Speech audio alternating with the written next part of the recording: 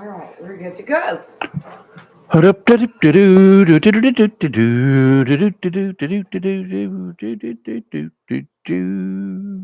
good morning to you too. Well, that was my trumpet. It's Oh, time to get up. It's time to get up. It's time to get up in the morning. it's Friday. Wow. You Hallelujah. sure? Friday. You sure? Well, yesterday was Thursday, which I thought was Friday all day. In the immortal words of Minnie Pearl, howdy. I Howdy. can't get up that high. I'll never get up there. Yes, howdy is two separate words. At least it is in the way Minnie used them. Minnie Pearl. Tell me something Minnie Pearl was known for with regards to her ensemble. The price tag hanging Thank off her you. hat. That's a fancy word, by the way, for a wardrobe. Yes, yes. We were talking about ensembles earlier. Minnie Pearl, yes, and country singer who appeared on the Grand Ole Opry for more than 50 years and on television, the show Hee Haw from 1969 to 1991. Born in 1912, she passed away in 1996. I think she was about 83. Great Have any idea what her real name was? No, I have no clue. Well, you already told me what the trademark wardrobe malfunction was. Right. She did that by accident the first time. Really? She and came just on stage stuck with it. and found out, and everybody hooted and hollered. And then she said, "Well, that's it, Jack." Somebody pointed it out when she was out on stage. That what is this hanging? She's and then she laughed it off and went on. Like it was supposed to be. Well, That's whatever. the way you did it. So you don't have a clue what her real name was? No, I do not. Sarah Ophelia Colley Cannon, born in Centerville, Tennessee. Okay. She passed away nearby in Nashville. She was 83. Sarah. And all those wild southern hats that she used to wear. That price tag was dangling. Were they in the Opry Hall of Fame? Grand Ole Opry? Yes. Oh, the hats? Yes. There's no telling where they are. So, I say, I'm Rayford Brown, by the way. And I'm Lee Barrows. And Kelly is, she's busy. The government has her tied down, and she's awaiting. I thought she'd been kidnapped this morning. Well, she sent you a ransom message. No, she told me, she told us both that she was first in line. Mm-hmm. This was like 6:30. She's at the driver's license office, y'all. And she's at the driver's license office. And of course, I had my mind on the DMV over here. Oh, you came in a panic. And I was like, nobody's there. She came in and thought, where's Kelly? Lee passes the motor vehicle license plates office over here on Country Club Road. Country Club Road. Yes. And she says, comes in the door here panicking. She said she was in line, but I drove by there. There's nobody there. No one is there at all. We need to call the police. I know. I had rolled my truck window down. I was ready to lay on the horn and yell, Kelly, when I went by. And I crouched up there and I'm looking and there's nothing. No cars, no people. And I'm thinking, did they tell them all to go home? Mm-hmm. I know Kelly's mad. All these thoughts going through my head. And I walked in the door and I said, she found it was closed on Friday. I said, you have a red shirt on. It says Hilma Hooker. I said, it's Friday morning. I know I'm not insane. I know I'm not blind, but Kelly wasn't there. Nobody's asked me as soon as you said Hilma Hooker is. Driver's license, it hit me then. Yeah. I was like, wrong building. Right. I'm still sleepy. It's okay. I slept most of the day yesterday. I wear this red shirt. It's got Hilma Hooker on it. Yes. I didn't steal it from her. And no, it was not a hooker. Well, it could have been, but not when I knew her. It's a fishing term. No, it's not. It's not? No, it's not. Not like line and hooker? It's the name of a boat, a ship. Oh, well, that has to do with fishing. It was loaded with drugs. Oh. And it was seized down in a place that I love to go diving called Bonaire many, many, many moons ago. And it stayed on the waterfront there after they seized it with all the pot on it. And it just stayed there. And it was kind of an ugly boat. So my question is, did they sell T-shirts to raise money for bail? No. This became a... Well, here's what occurred. Some of the diving industry there on Bonaire, they decided, I think it was 84-ish, something. That thing looked so ugly that it was being cleaned up and everything. Got all the dope off, of course, but then they got all the oil and all that kind of good stuff off of the boat, and they took it out. And they sneak, believe it or not. That's Phil. We haven't heard from Phil in a while. The guys, the diving industry, they got there in the middle of the night one night with their boats. They cut the lines and they towed it to a location to the south or further south from downtown Klondike, 3 or 4 or 5 miles. And they towed it down there and they went between a couple of the reefs that are out there and they scuttled it. Wow. It's now a dive location and a very popular one. It's called the Helma Hooker. And Okay. I won't tell you the name of a T-shirt that I did have, but I don't have it available anymore. Robbie burned that one. No, it just disappeared one day or something like that. Phil, good morning. Happy Friday. What's up? Not much. Sitting on my back porch drinking a cup of coffee. There you Oh, go. wow. We haven't heard from you in a while. How are you doing? Good. Just got settled into a new place. Took about 8 months to find. Oh, wow. Oh my gosh. You've been living in a tent since then, but up until now? No, living with family. Oh, Oh. sometimes Yeah. the tent is better. Did you hear the way he said that? Yeah, Oh, no, it's family.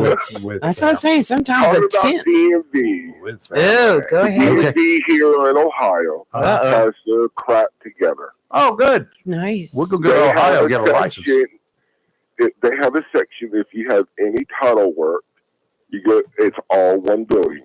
It's a Wow. big building. Okay, that's for the license plates. Yes. No, they got 3 sections in this one building. Okay. If you have any title work, you go to this one office area. Uh-huh. If you got to do like a new driver, or you have to lost your license, you got to do a written test or driving test. It's in another section Yeah. of the building. Uh-huh. Then you get your tags or sticker for your vehicle or driver's license. You go to this other area. Really? Yes. Altogether, one day I spent probably an hour and a half to get title work done, driver's license, and tags. Okay. Hour and a half. Well, that's pretty fast. Yes. And Excellent. they have, when you go get your driver's license or tags or a sticker, they have 8 people waiting at one, waiting on you. Really? Yes. So it's pretty fast. Yes, it is pretty fast. Okay, we got something to strive for. Perhaps we could find somebody up there in charge and hijack them, kidnap them, put them in chains, and bring them down here to put them in charge of our entire DMV. What do you think? Yes, that's something that needs to be done. And I told them, I said, this is the smoothest I've ever dealt with a DMV office. I said, go to North Carolina, you can wait for hours to get driver's Your license days. Well, or tags. For whatever reason, and I don't think it's because I had any clout, because with DMV, I don't think anybody has clout. No. But I always schedule it. I made appointments to go get my license renewed. I always had, if I had to go to the office to do it, I had an appointment. I showed up and they say, do you have an appointment? Yes, ma'am. We'll move to the front of the line. Come on in here. Mr. whatever the name would be is waiting for you. Okay, cool. And that's not just in Jacksonville. That was in Wilmington as well.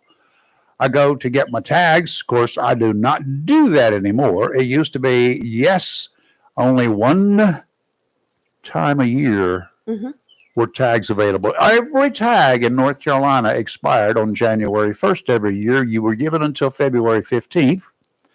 Some days, if the 15th fell on a weekend, you were extended until the following Monday, but you had until that day to get your tag.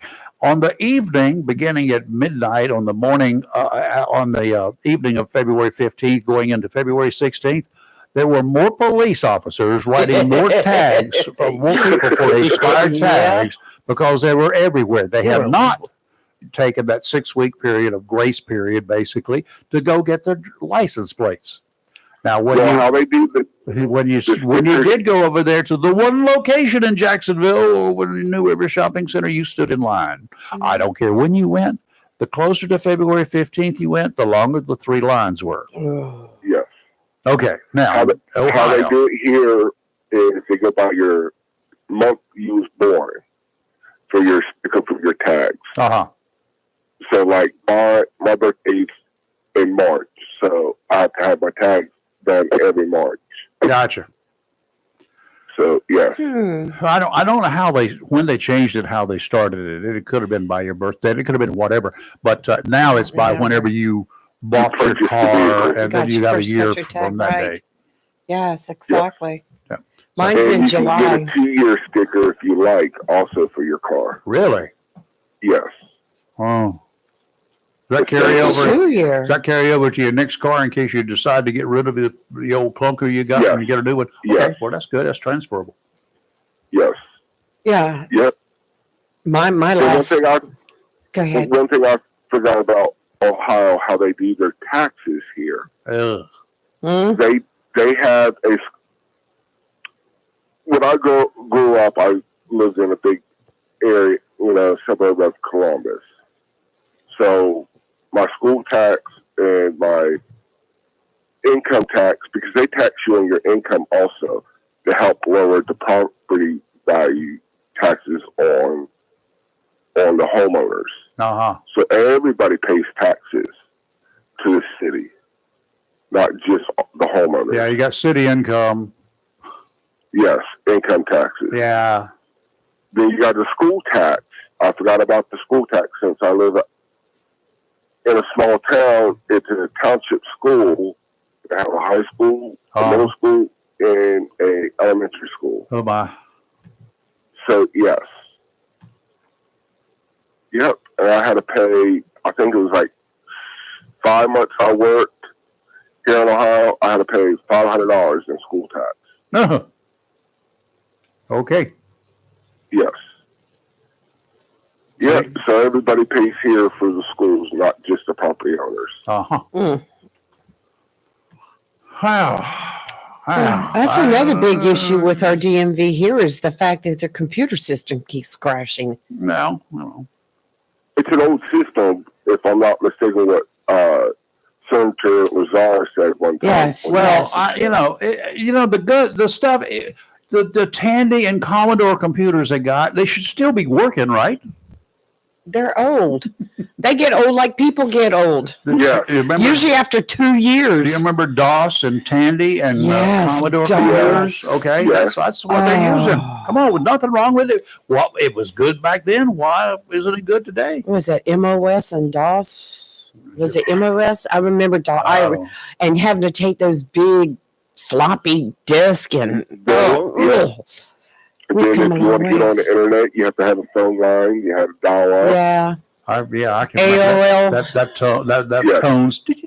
You have mail. Yep. We've come a long ways. And look, we have phones now that do the same thing our computers do. We have That's many scary. we have many computers here. I got a telephone mirror. So what's the Mine was weather telephone. like in North Carolina? Last Beautiful. night we got to about 62 here in the backyard. It's about 65 at the airport. Yeah. It's And beautiful. today we're going to get up into the 80s again. The Yeah. clouds are non-existent at this point in time. The wind is not blowing. The sun is up. It's an absolutely drop-dead Chamber of Commerce day. Yes. It's 58 degrees here. in Okay. That's Chile. nice. That's A little nice. cooler. Right now it's 62 degrees outside But the we had studio. a come through, so Yeah, we're getting that Yeah, that's starting coming Sunday. tomorrow night. I know the electric company is, I can't remember, I don't know the other company, but it's like Duke Energy. They suck. I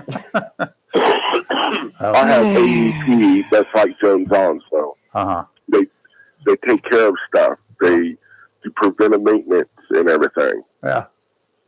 So Well, That's good. I'm on Jones Onslow here, and Me too. I used to be on Duke. I didn't have any more issues on Duke when I had Duke when I first moved back to Jacksonville than I have now. And let's see, we've been without power. I put a generator in 2 years ago, just in case. I finally got a chance for it to be tested 2 or 3 months back. Mm-hmm. A limb fell from the neighbor's house next door, and it tripped the breaker on the power pole, and it was down almost an hour. I mean, Did you ask the neighbor if they wanted to come over for tea? No, he's got his own generator. Oh, Believe it or not, okay. we both had. It was lit up. I was lit up, and the rest of the neighborhood was black. And then where I work at, we have a big generator that's run by propane. Yeah, that's what it is. I'm sorry, natural gas. Natural gas. Yeah, well, we don't have natural gas out here. Well, we we do have we got propane delivery out here. So, But yeah, it's helpful with the generator. yeah. That's my next step is get a generator. Yeah, well, we too. like our generator, and I like it, and it actually worked. You know, when the power went boom, I heard the explosion.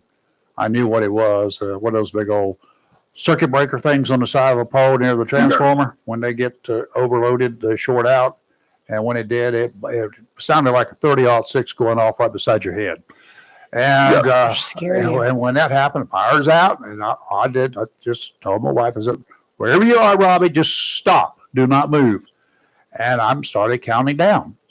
And about 7 seconds, I heard my generator start up. And at 15 seconds exactly, the power was back on. Yep, it usually takes about 15 seconds. Yeah, this is set up for that purpose. 7 good. seconds, it kicks it on, and 7 seconds it gives it another 5 or 6, 7 seconds to warm up, to come up to speed, and then the big old transfer switch goes honk, and then I'm got on my own power. I got the brown power instead of the Jones-Onslow power. Yep. The only thing I miss about North Carolina is the fresh seafood. Oh, yeah, and the beaches and the warmth of the wintertime as compared to the weather lack of warmth of the wintertime. wintertime. Yeah. Did we have any snow? Did we have a trace of snow this year? One day we got- let's not even talk about it. One Yes, day we we got, did. I think, 8 or 9 inches of snow. Oh, People says it's the worst snow they've had in years. I said, well, it's all my fault because I'm you brought it with you. Well, I'm glad you took it away from us. I just want to call and I haven't called in for a while. It's nice to hear from you. I do appreciate it. Surf temperatures, by the way, are at 70 degrees now at Wrightsville Beach and up and down the coast. So they're moving on up.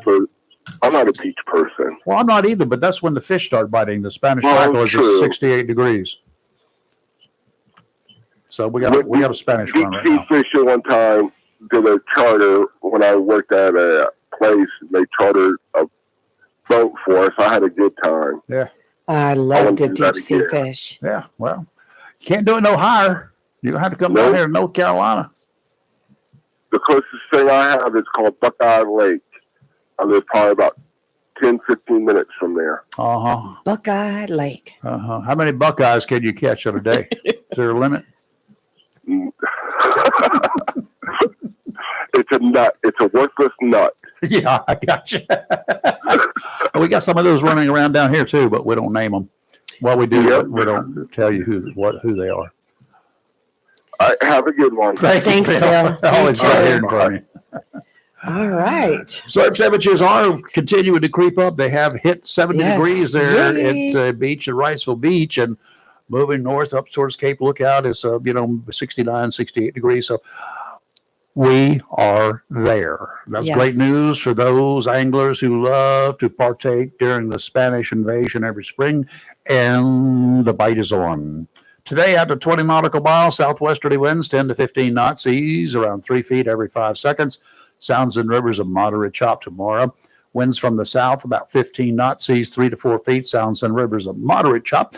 Southerly winds on Sunday, kicking up just a little bit, 10 to 15 knots, seas kicking up a little bit too, 4 to 5 footers. Sounds and rivers of moderate chop. Showers in the morning, y'all.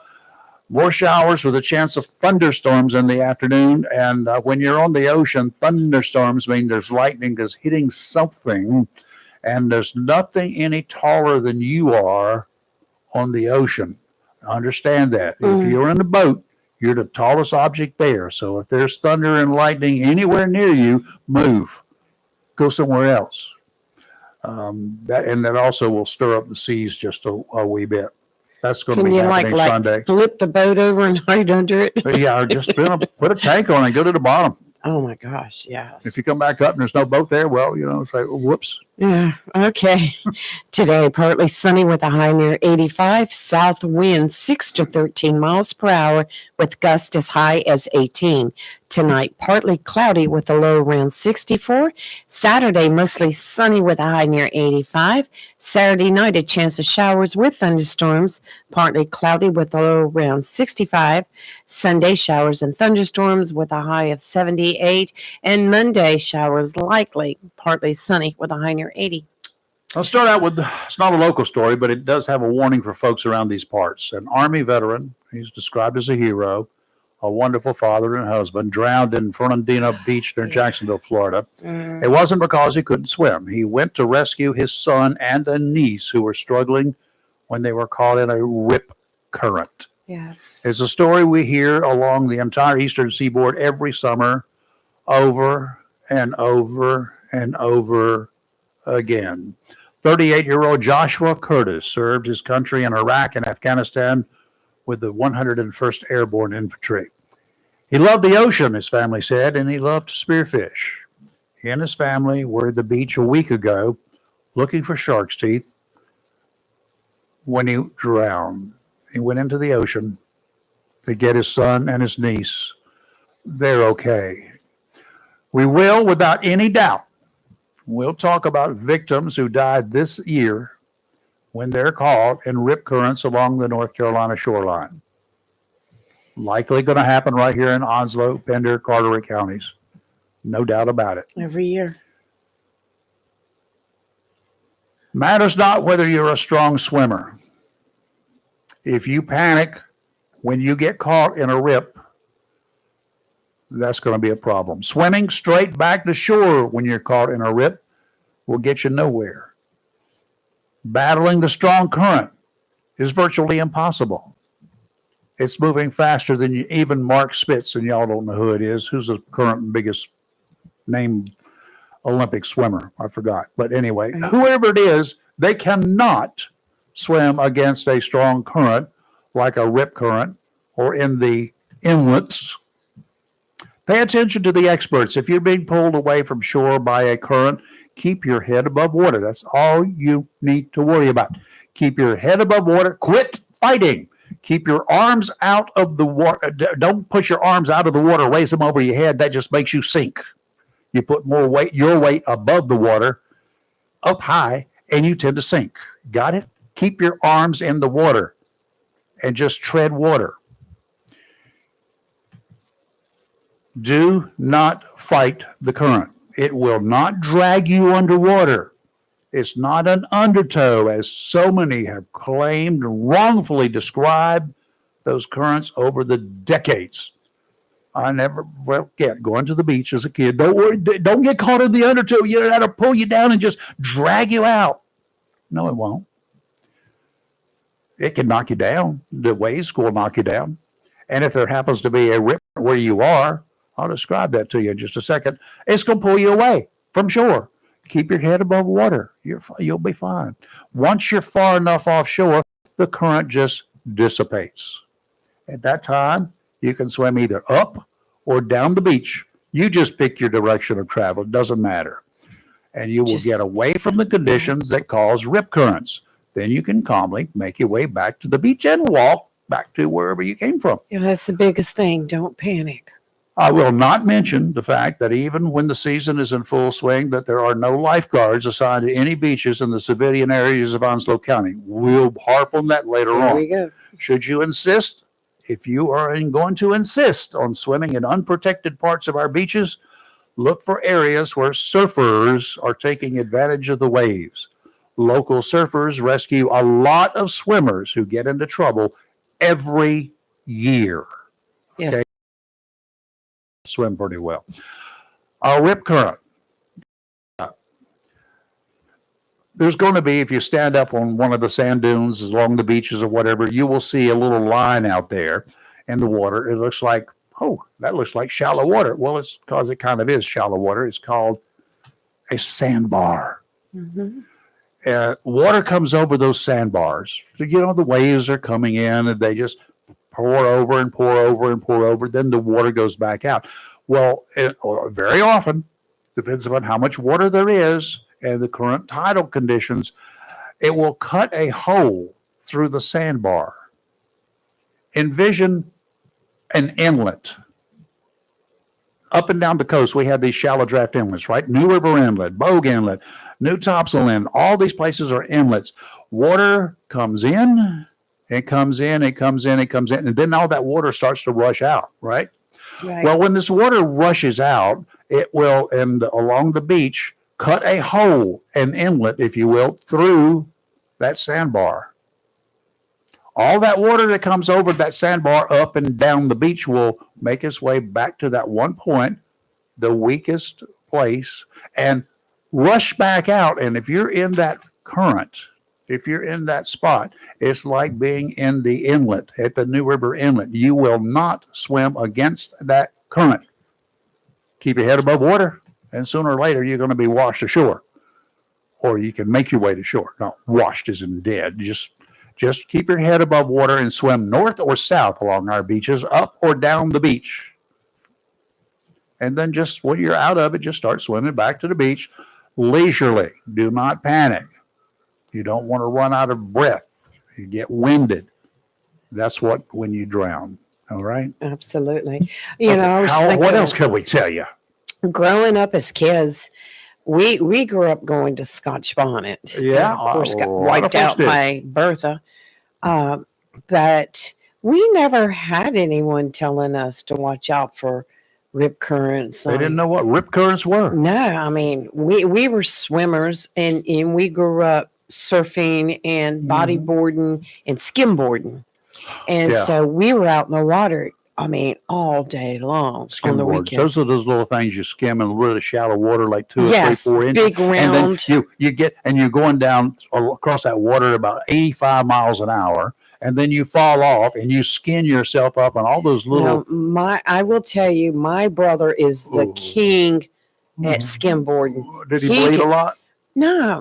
I mean, He he could didn't hit throw the- that board out there and go run, jump Those on it, and little just skim. shells and stuff like that. Those ground up shells and Now, the we sand. usually got that bodyboarding. If you ever bodyboarding it and Oh, you catch a God, wave yeah. and you come in under it and then you scrape the bottom with there's all those rocks. bodyboarding. That means your body. Yeah, you're using the little short boards. Yeah. And you're just like your chest Oh, is you on do the have board. a board.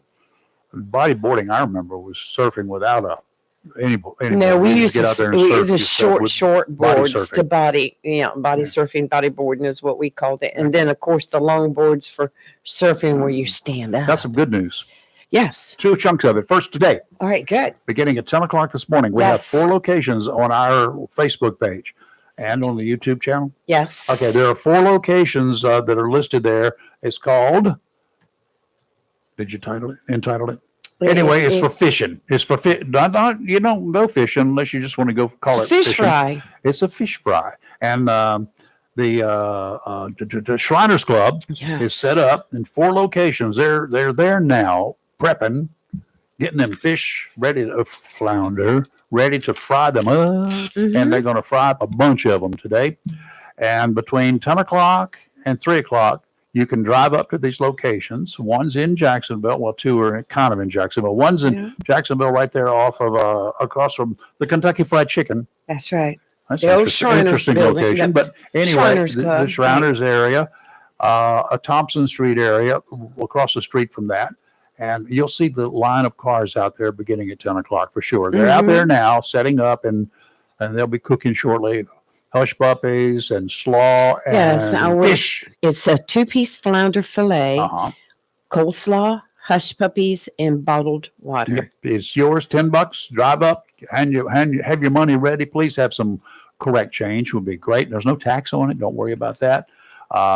$10 if you go buy 2 of them. Carry yourself a $20 bill or 2 10s. It'll be fine. They've got change, but Or 4 or 5. sooner or later, or you can carry 21s. if you want to. 21s. I don't care.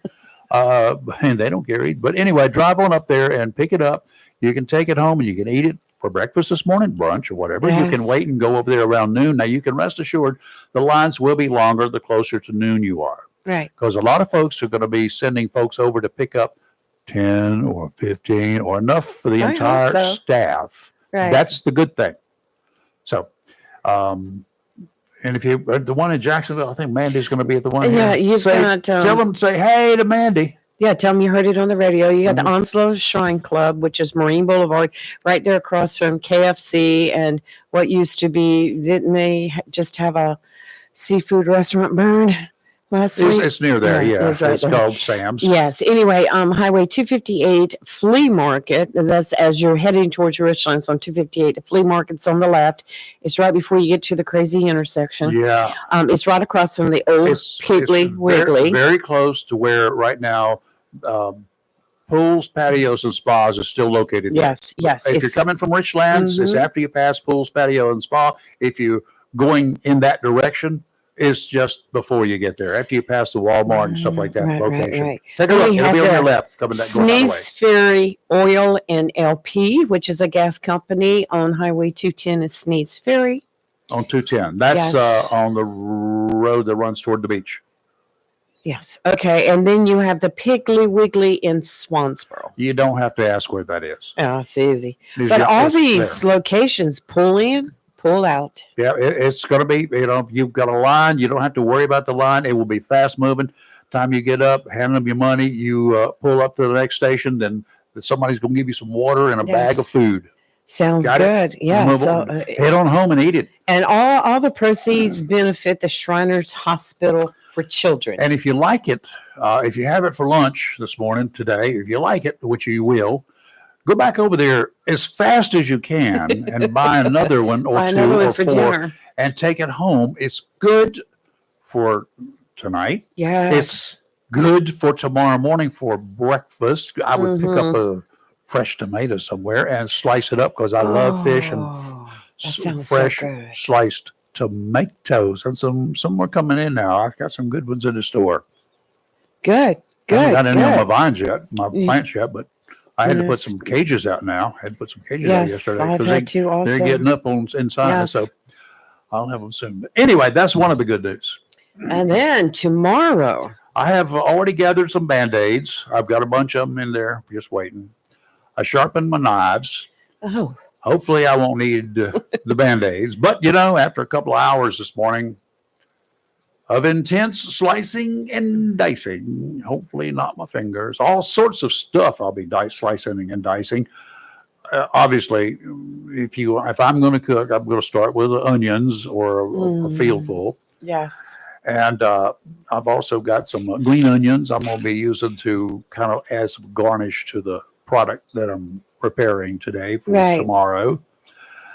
And I'll be finishing all this stuff up in about 2 hours, and then the cooking will begin later today. Because I like to cook. What I cook, it's going to be a soup, a chowder, or whatever you want to do, Mhm. whatever you like. I always like to put it in the refrigerator overnight, Now let those Before I flavors eat it. blend. Oh, and then it just all meshes together. Then tomorrow, I'll head on out to the Onslow Skills Center. Now, for you folks who don't have a clue where that is, it's the Northwest Corridor Boulevard. mhm. If you're headed towards Richlands and you're on 258, the highway known as 258, if you know where the farmer's market is, turn around, Gone too far. go back to the light. See the light, go to the light, and then go down Northwest Corridor The light Boulevard, is the Pony traffic light. Farm Road and 258. And That's that where you is turn. known as Northwest Corridor Boulevard. Going the other way. Yes. That's the way you want to go. Don't take Pony Farm Road, go to the other side. And Yes. take that on down. You'll pass that big old monster of a building out there called the Onslow County Complex. And that's got the tax office in it in case you've had to go out there to pay your property taxes. And the or commissioners go meet to a county there. commissioners meeting, Right. both of you who go. And then you go on down just a little ways, and on the left, opposite side, is the county admin building. It's 261 Northwest Corridor Boulevard. Yeah, if It's you wanna called the Eastern North Carolina Regional Skills Center. or in short, the Skills Center And that's where the Board of Education has their monthly meetings. at the Skills Center. For those of you that went many of a time. Both of you. Now, beginning at 4 o'clock, we got to be there earlier. Those who are Right. cooking, and we'll be set up. And about 4 o'clock, they'll open their doors to the public, And if you bought a ticket already, you're cool. Just hand your ticket in. Mhm. If you haven't bought a ticket, you can buy it at the door. Your credit card is good. Debit cards are good. Bring them on. And then you can get your tickets. They cost you $20 a piece. And you get to, for that $20, you will get to sample from everybody who is cooking. That's right. And there are 2 people cooking desserts, cooking or preparing. I don't know how they do their desserts. I don't do desserts very well. I've cooked 1 cake in my life, and that was for my wife, and I followed her mother's directions for her birthday, and I got it right, she said. I bet you could make a mean cake. Mean is right. It makes people mean because I put onions in everything I cook. Let's explain how this works now. It's $20 to get in. Yep. And with that $20 per person, they're get to also eat. going to give you some tickets. Yep. And you get to go, once you come in, I think we're split into 2 rooms this year. Yep. You get to go to everyone that's cooking to their table. Every station. And you get to sample their food. The person, the table that you like the most, that was your favorite, you put a ticket in their jar there to show them that you were their favorite. Mm-hmm. And then by the end of the night, the judges will count up each table's tickets There's a couple of ways of judging this happening. to get the favorite. Those who sample it, what do they call that? People's Choice. People's Choice. It's the People's Choice Award. That's right. And whoever gets that gets a special first place, second place, third place prize. So there are prizes out there for those who cook. I'm cooking again. And then there are some judges. The mayor of Jacksonville, North Carolina Senator Michael Lazara. I know that politicians like to eat, okay? And they don't like going to a rubber chicken and those old garden peas that you get at free lunches. Right. No, they like to eat. So I'm sure they'll be, they have to sample because they're judging. Mayor Phillips is judging. Senator Lazar is judging. The director of the Chamber of Commerce, Onslow. Lorette. Ligon. She's French, so it's got to be. She's she knows her wonderful. food. Yes. Who was the other? Who are we forgetting? Forgot who it was. Royce, who are we forgetting? Well, he'll tell us. So, Royce, you could call in. Mandy, if you're out there listening to, call in and so you can give us some more about the That's right. fish fry that is today. Now, the other stuff is tomorrow. So you don't have to cook, y'all, today or tomorrow. Oh, isn't it wonderful? Y'all could be really smart and just, make a good weekend of it and help 2 wonderful organizations. Yes. Because all this money, the proceeds go to all the the money goes. organization. Yeah, from the Salvation Army, for the cooking thing tomorrow, it all goes to the Salvation Army. Right. And I can't say so much. I can't even say enough about them because they cook every day of the year. Yes. And they provide food to individuals just because these people walk up and say, I'm hungry. Yes. You don't have to fill out an application and wait 3 weeks to be approved. It's not a government thing. You could go up and say, I haven't eaten in 3 days, or I'm really, really hungry. Right. And they will feed you. No questions, no screening, nothing like that. So they do that all the time, year round, at their soup kitchens and here, there, and everywhere. So it's a great organization, and they have to get their money and donations from somewhere, which I'm going to talk about too while we still got it. Hurricane season's a month away. It starts in 1 month. It's time now for y'all. Do it today.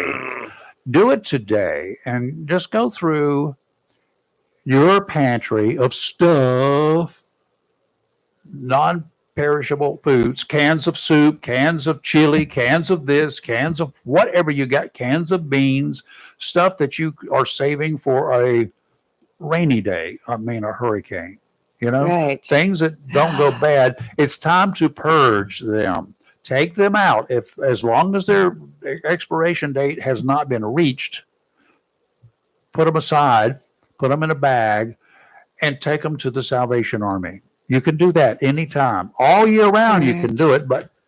And when you go to the grocery stores, there's big box stores, and you buy a dozen cans of something, but you only need 5, 6. Save your 5 or 6 and eat them. Take the others on down. And how could we forget about Dr. Penny Burlingame? Oh my God. She Burlingame Deal. Doc. She's Sorry, also Doc. a judge. She's the OMH CEO.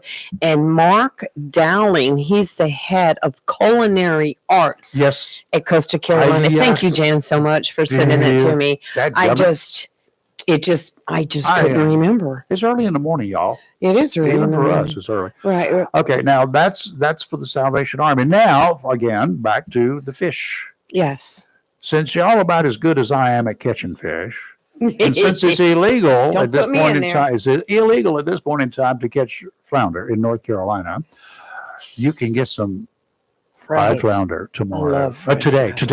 love it. Beginning at 10 o'clock this morning for 5 long Yes. hours, 5 and 10 until 3. That's 5 hours. You can go to those 4 locations that we talked about, and they're also on our Facebook page. You can go there in Jacksonville, Sneads Ferry, Allen 258, just outside. Well, I think it's still in the city limits, but anyway, in that Yes. area.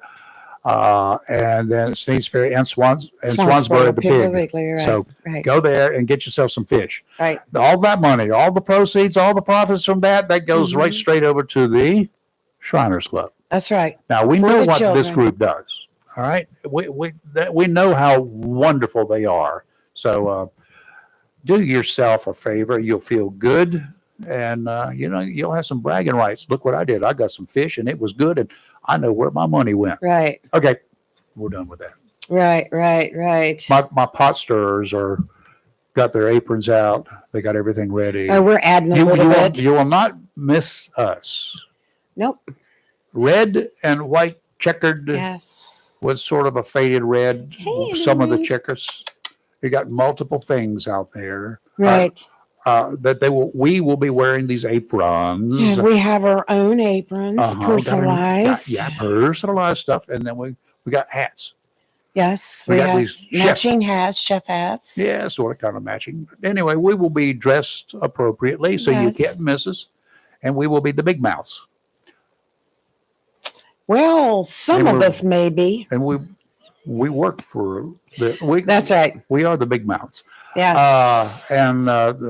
It is men who cook, but it's also open to ladies now. That's right. And there are some ladies. And there are some lady entries. And you know what? To be honest with you now, I'm just going to get sexist for just a second. Oh, no. When you go to any big name restaurant, virtually all of the time, the chef is going to be from what sex? Male. Yes. Right. Yeah. Men cook better than women. I'm just telling you that. By and large, men cook better than women. Those are for the men who couldn't go into the service or do other things. Uh-huh. So they cook. Uh-huh. Yeah, Just right. kidding. Right. All right. We got Kelly out there. Wonder how she's doing. Well, she's typing something right now. Oh, is trying she? well, She's still in line? She was typing something. Direct from the DMV. Here she is. Yeah.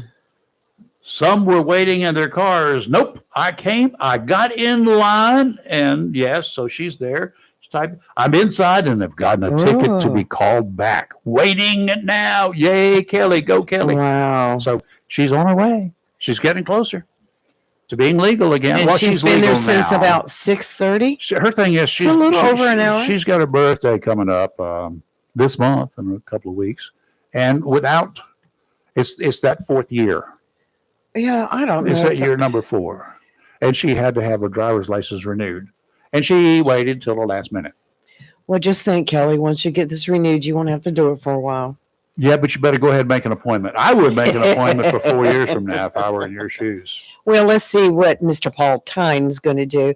He has been appointed as our new North Carolina Department of Motor Vehicles Commissioner. I think we ought to forget about Paul. I think we need to reach out to Ohio and lasso, kidnap, and bring that guy who's in charge of the Ohio DMV to Well- here. He could take care of it across the board, one shop. See, that's the thing. In Wilmington, the new Hanover County offices, I don't know whether they're still there or not, but there was a half abandoned, mostly abandoned shopping mall. They bought it. It's got all the parking you would ever need. They had all of those offices that you needed to go to, not the driver's license, but all the county offices were under one umbrella. Yeah, most of them, yes. You're right. Now, why can't the great state of North Carolina get off of the pot? Because we know it's time to do what? Because all these offices, the DMV is contracted. So what? Let them purchase a place or lease a big location and have all of that stuff under one. The DMV. You didn't even know where Kelly was this Look, morning I yourself. panicked. I was okay? still asleep when You I didn't went know where by. she was. So, I'm and like, that's a mistake that people make all the time. They made somebody it when has it was in the kidnapped other her. locations. It'd be nice to have it all one-stop shop. That's right. You could Well, go. didn't we used to go get it all at the same place years No. ago? No, that's right. License Bureau was always That way. doing. I-40 is open again. Emergency repairs were made following a major wreck in Duplin County earlier this week. A tanker truck overturned and exploded about 6 o'clock in the morning. Flames spread to other vehicles. The truck driver was flown to the Wake Med Center in Raleigh. Don't know his condition. The investigation shows, you ready for this? Didn't hear about this one. A car had driven past that exit Right. And then stopped. and stopped and started backing up That's what we said yesterday. and backed up. Yes. And then of course at 6 o'clock in the morning it'd be dark. Yes. And who on driving on Interstate 40 expects a car to be backing up in your lane coming at you? Folks, there's another intersection further down the road. If you pass it, go. And that's right. All you have to Turn do is around and double come back. back. How many times have you seen this happen at the exits that are Or they interstate? cross over 5 lanes to. that's a common. But I've seen them, they'll pull up and they will back up, generally to try to back up on the shoulder. Right. But apparently whoever this was backed up in the lane of traffic and the truck, there's no way to avoid that wreck. You know, they make rear view mirrors for you to look up and see where you're going. And surely you will Pull see off the road. the headlights of I that big hope truck. that individual's got a wrong way on a one-way street. Now, in that citation. story, At did they go least. into No, what he was nothing else. carrying? Something that burns. 'Cause there's been so much debate over it. I'm not going to go controversy. there. I don't know. Yeah, I don't know either. Curious. The, Yeah, but we had the heard Highway that. Patrol said the truck driver was not able to avoid that car. Imagine not. Yeah. You imagine the weight of that truck, plus if he is carrying something. Well, he was carrying something because it caught Yes. fire. And Yes. set a bunch of other stuff on fire. Wow. Did you see the pictures of that truck? Yes, I did. Oh, Lord, that guy's lucky to be alive. I know he's lucky. My gosh. Okay. For you animal lovers out there, this one's for y'all. Oh, better be a good story. Nope. I don't like bad story. I'm turning off my headphones. Go ahead. I'm going to make you mad. I'm not listening. I'll make you sad. Because I'm going to probably tear up a little bit because Not I did listening. when I read it the first time. A couple of weeks ago, a Farmville man, he stands accused of dumping his 1-year-old dog at a Pitt County animal shelter. Okay. His dog began chasing his owner as he drove away. The thing is, the animal shelter was closed. No. He goes up to the door and they were closed. They hollered through, said, "We're not open yet. Come back when we open up." Oh, no. He did try to leave his dog. His dog is named Frankie. Oh. Michael Wheeler, 37, got into his car and drove away with his dog chasing him. Frankie, at age 1, still a puppy, was chasing his owner. Mr. Wheeler told the authorities after they found him and arrested him, that he had found the dog and was going to drop him off there. Lie. Lies. The dedicated animal control folks who found proof through veterinary records and photographs that on social Mr. media. Wheeler was indeed the owner. He's only charged out there as a misdemeanor, but they charged him with it. He's going to go to court. And with any luck at all, the force of the courts will play an important role in the outcome of this case and let it serve as a warning to one and all. Folks, if you, you know, Robbie and I have a dog. We have two, but we have one of our dogs named Jake. Mhm. Nice big doggy, friendly as he can be. He has some medical issues, but the owner of Jake had done the right thing a couple of years ago, was calling us on a regular Yes. basis because he was having to, he was a single person, Right. Right. and the dog had belonged to his wife, and then she moved, and he had the dog, but he was being sent to another location for his government job, and it couldn't take the dog. It was not Right. going to be in this country. So he called us and said that, for like 2 weeks, he called pretty much every day to give us a status report. He was trying to give the dog away, find a good home for the dog. And he was even willing to pay somebody $100 just to take the dog because he didn't want to have to take him to the pound, Right. as he put it.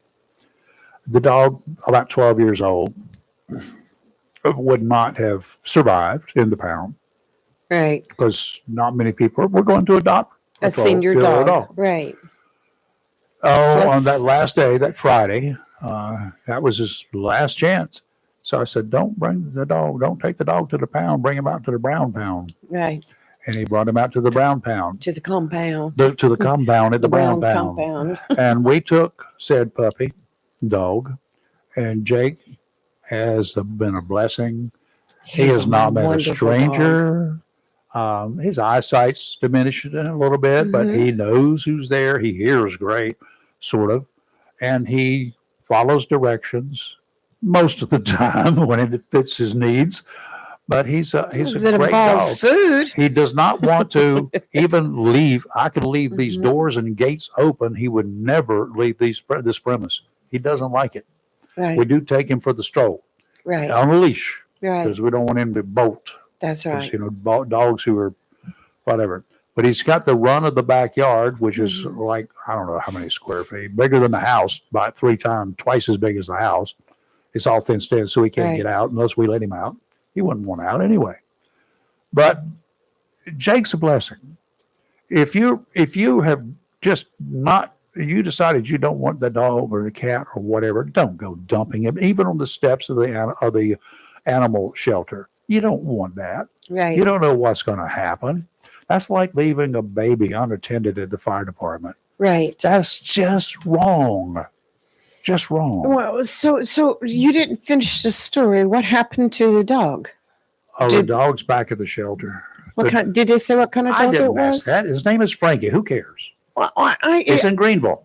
I might have to take a trip to That's okay, Greenville. too. That hurts my heart. Well, I looked up the record, and Oh, do 37 tell. years old. Do tell about the I can't scum. confirm it, so I'm not even Thug. going to go there because there is a 37-year-old with the Scum. same name, which is sort of a kind of a.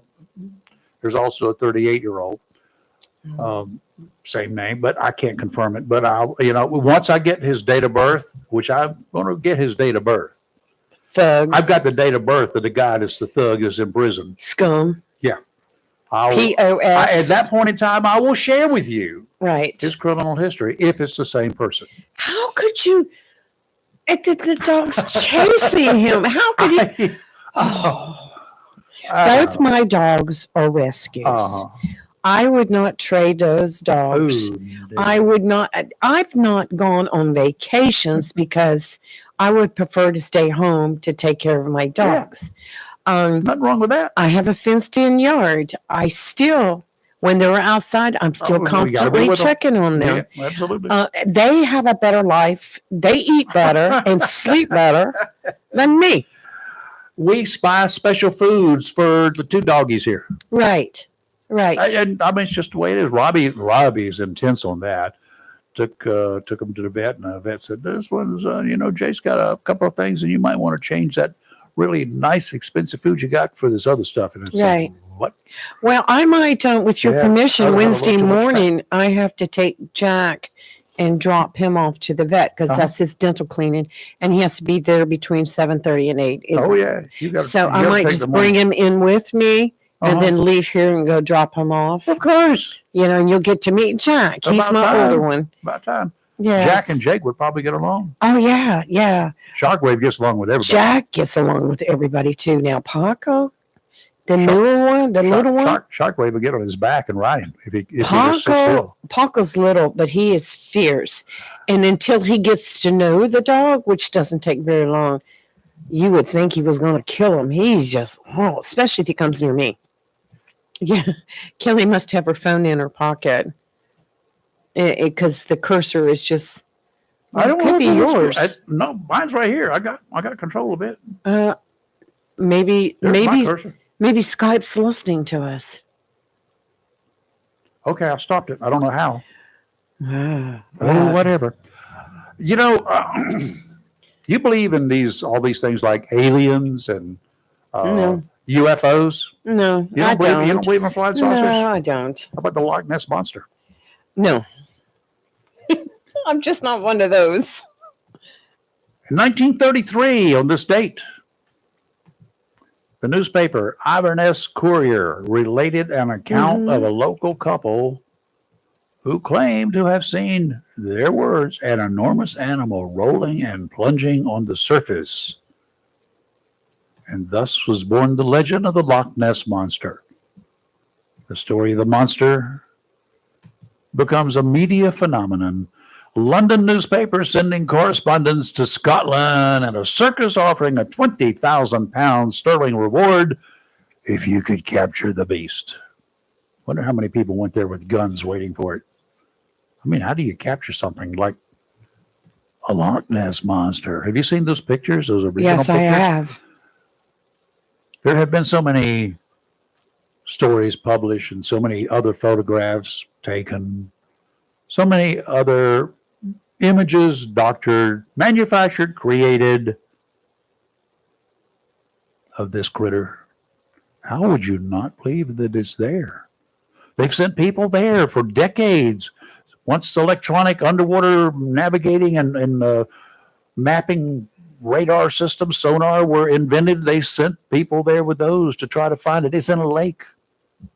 Can't be that big. We found a spaceship on the bottom of the ocean that's 7 miles down in the entire Atlantic Ocean that has disappeared. Well, why doesn't it come out more often? Why is it only? Would you come out with all those bunch of idiots up there? Probably a bunch of them with guns. Would you come out?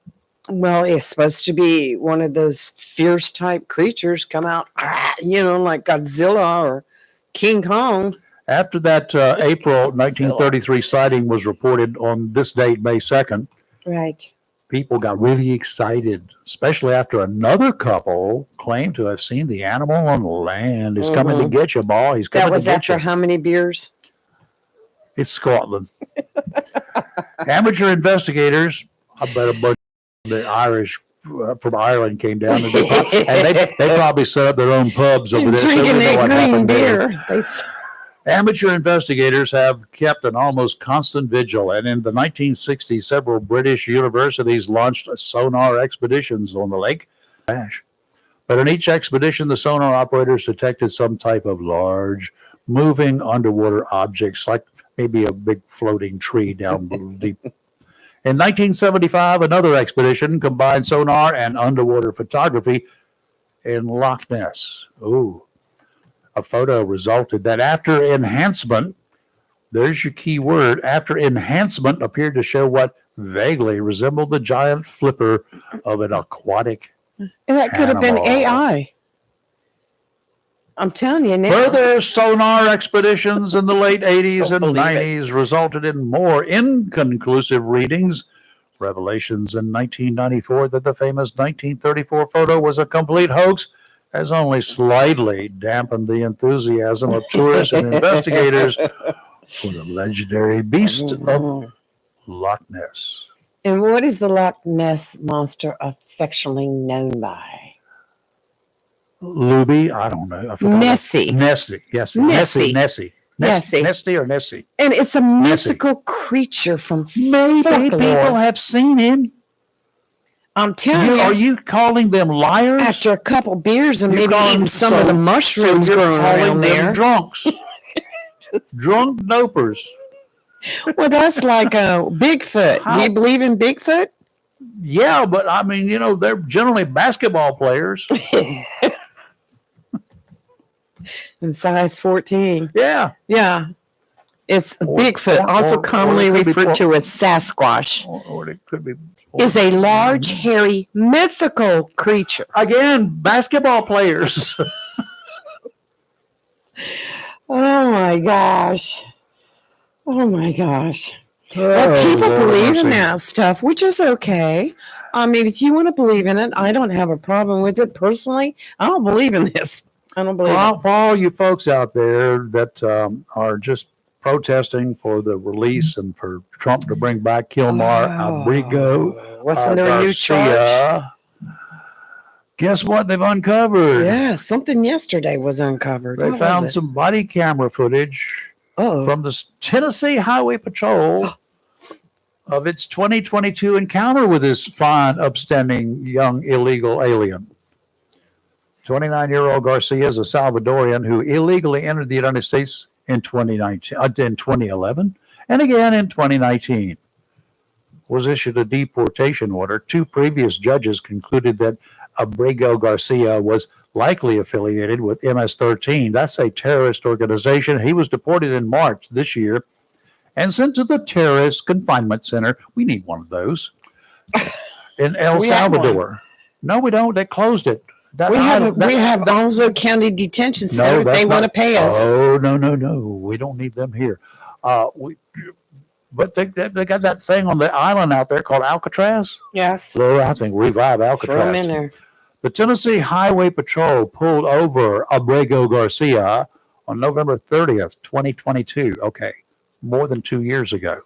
Body camera video shows Tennessee HP troopers pulling over Garcia, who had 8 other individuals in his car.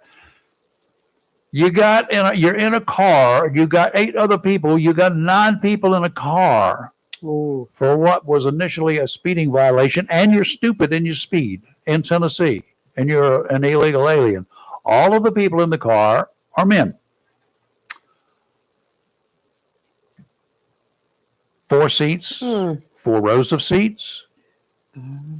That's what the trooper is saying. That's what they overheard on the video. Did y'all put an extra one in? Huh? Did y'all put another one in? No. They come like this. I've never seen one with that many seats in it. Another state trooper said he's hauling these people for money. These are troopers talking to each other. Really? A source familiar with that situation has told reporters that there was a conversation in the redacted portion of the video where state troopers discussed calling U.S. Immigration and Customs Enforcement, the troopers called ICE, which did not come to pick up Abrigo Garcia. Now, keep in mind, let me give you one more time what time this was. Do you know when it was? November of 2022. What was ICE not doing in those Picking days? them up. That's not right. ICE was not. They were letting everybody that wanted to come into this country at the orders of the commander in chief to come on in. That's right. The source who heard this and looked at the video added that when state troopers entered Abrigo Garcia's name into the National Crime Information Center, the NCIC, a warning appeared that showed he was suspected of being a gang member and terrorist. In the video, a trooper said Abrigo Garcia was in possession of $1,400 in cash, a convenient sum, saying it was probably his payment. A trooper also noted that Abrigo Garcia had an invalid Maryland driver's license. What? In other words, he had no driver's license. If you got an out-of-state driver's license and it's expired, you're going to be arrested in whatever state you're in for not having a driver's license because it's not a valid driver's license. State troopers, if you get arrested in the state where it's expired, at least in North Carolina, you're given a ticket for having an expired or a revoked license or whatever. State troopers who pulled over Abrigo Garcia said they suspected he was involved in human trafficking. A state trooper can be heard saying, "This is a good stop." In other words, we got one. During the stop, Abrigo Garcia was heard changing his story several times. Go figure, liars lie.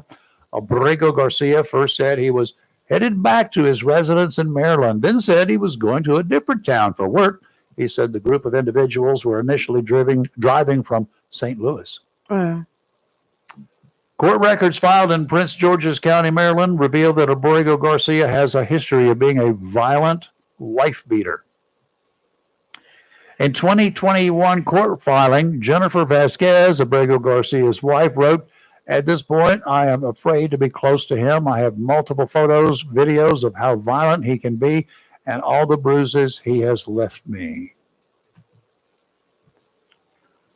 U.S. District Judge Paula Zenas previously ordered the U.S. government to facilitate Abrego Garcia's return to the United States. He was sent to this terrorist hotel down in El Salvador back in March, along with a bunch of other deportees, known thugs, but he was not on that original list. He managed to get in their company and was shipped out. Some say it was by mistake. It was just he was set out too early. He was scheduled for another flight later on. And now they're raising Kate. Oh, this poor innocent guy. A congressman, senator, U.S. senator went down there. Guy we never heard of before. Von Hansen. Oh, yes, yes. Along with two or three others went down. Congress people went down. And we paid for it. Of course we did. Taxpayers paid for those trips. They went down there, they met with him, or at least one of them met with him, and they came back, and they're now still raising Cain. We need to release him. He needs to be coming back here. Why? Are we having to feed him while he's down there? No. Or do we have to provide something for him? No. He's there. He's on there, and El Salvador said, we'll take him. Not a problem. And they got him. And we don't want him. I don't want him. Do you want him back in this country? Is there any reason to have an illegal that shouldn't have been here in the first place, who's been kicked out twice? Is there any reason to have him back here so we can kick him out again? I just want one person who thinks that we should allow him to stay in this country to call and explain why. Because I don't get the protest. I don't understand why they're protesting about him being sent out of the country. I don't get it. I just don't. He's a thug. He doesn't belong here. He's a terrorist. Yes, exactly. He's a member of the MS-13 gang, which has now been declared a terrorist organization. Yes. So, I think Trump was the one that declared that. Yeah, why do we want him? We don't need him. Really? I don't get it. I just don't get it. Do you want drug cartel members to be allowed to come into this country and stay here? Huh? They're terrorist organizations. Right. I just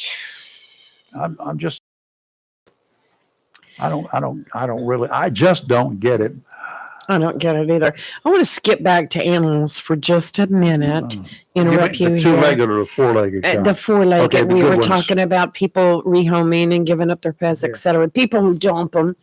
Adoption first, animal rescue. They come in here once a month, and they bring an animal in, a puppy. Usually a puppy for adoption. Great organization. I did want to put out a PSA for them right now. That's Phil calling again.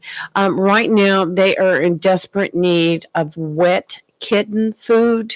Okay. Friskies would be nice. They come in the cans.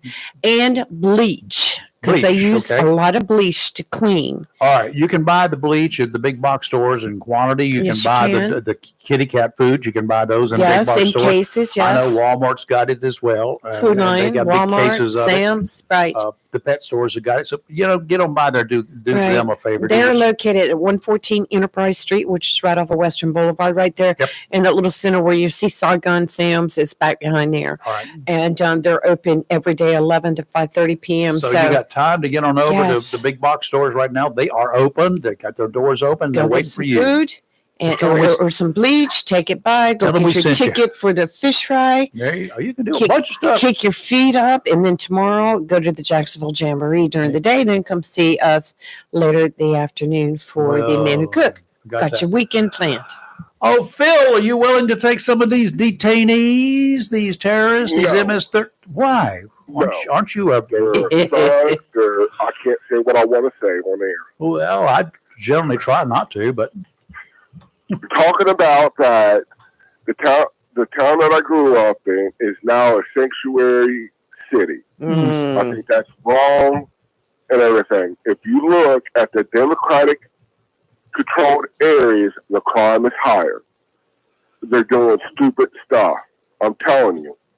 I mean, I live 30 minutes, 45 minutes from Columbus. The crime is outrageous. Well, I have solutions for it. They won't let me. But you know, I feel your pain, and I think all of those who say it's okay, don't call it sanctuary, call it stinctuary. I think it's stinctuary. It should be a better Wow. name. What do you think? I just thought of that. I like that. Stinctuary city. Yep.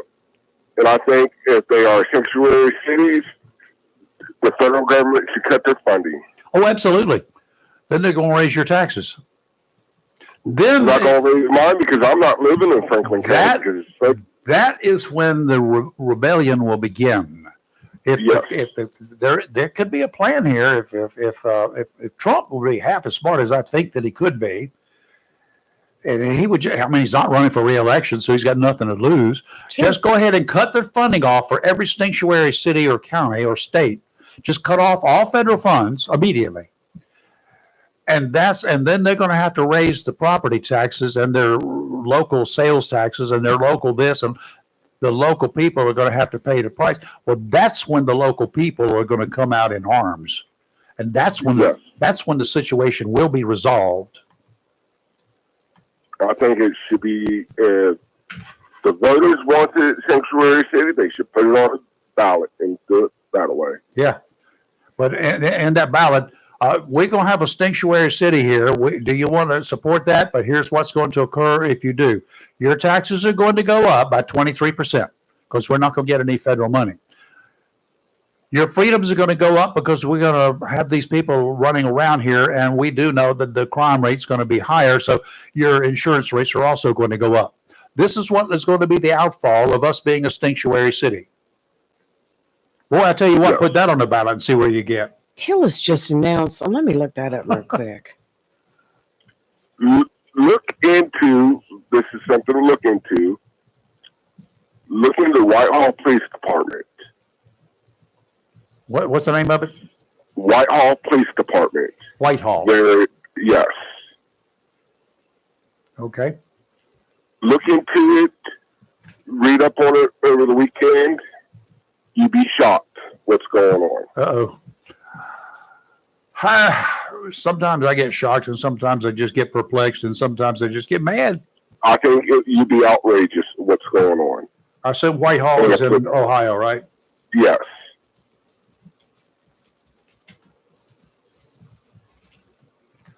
Okay. I see it. Well, I'll do some reads on it and see what happens.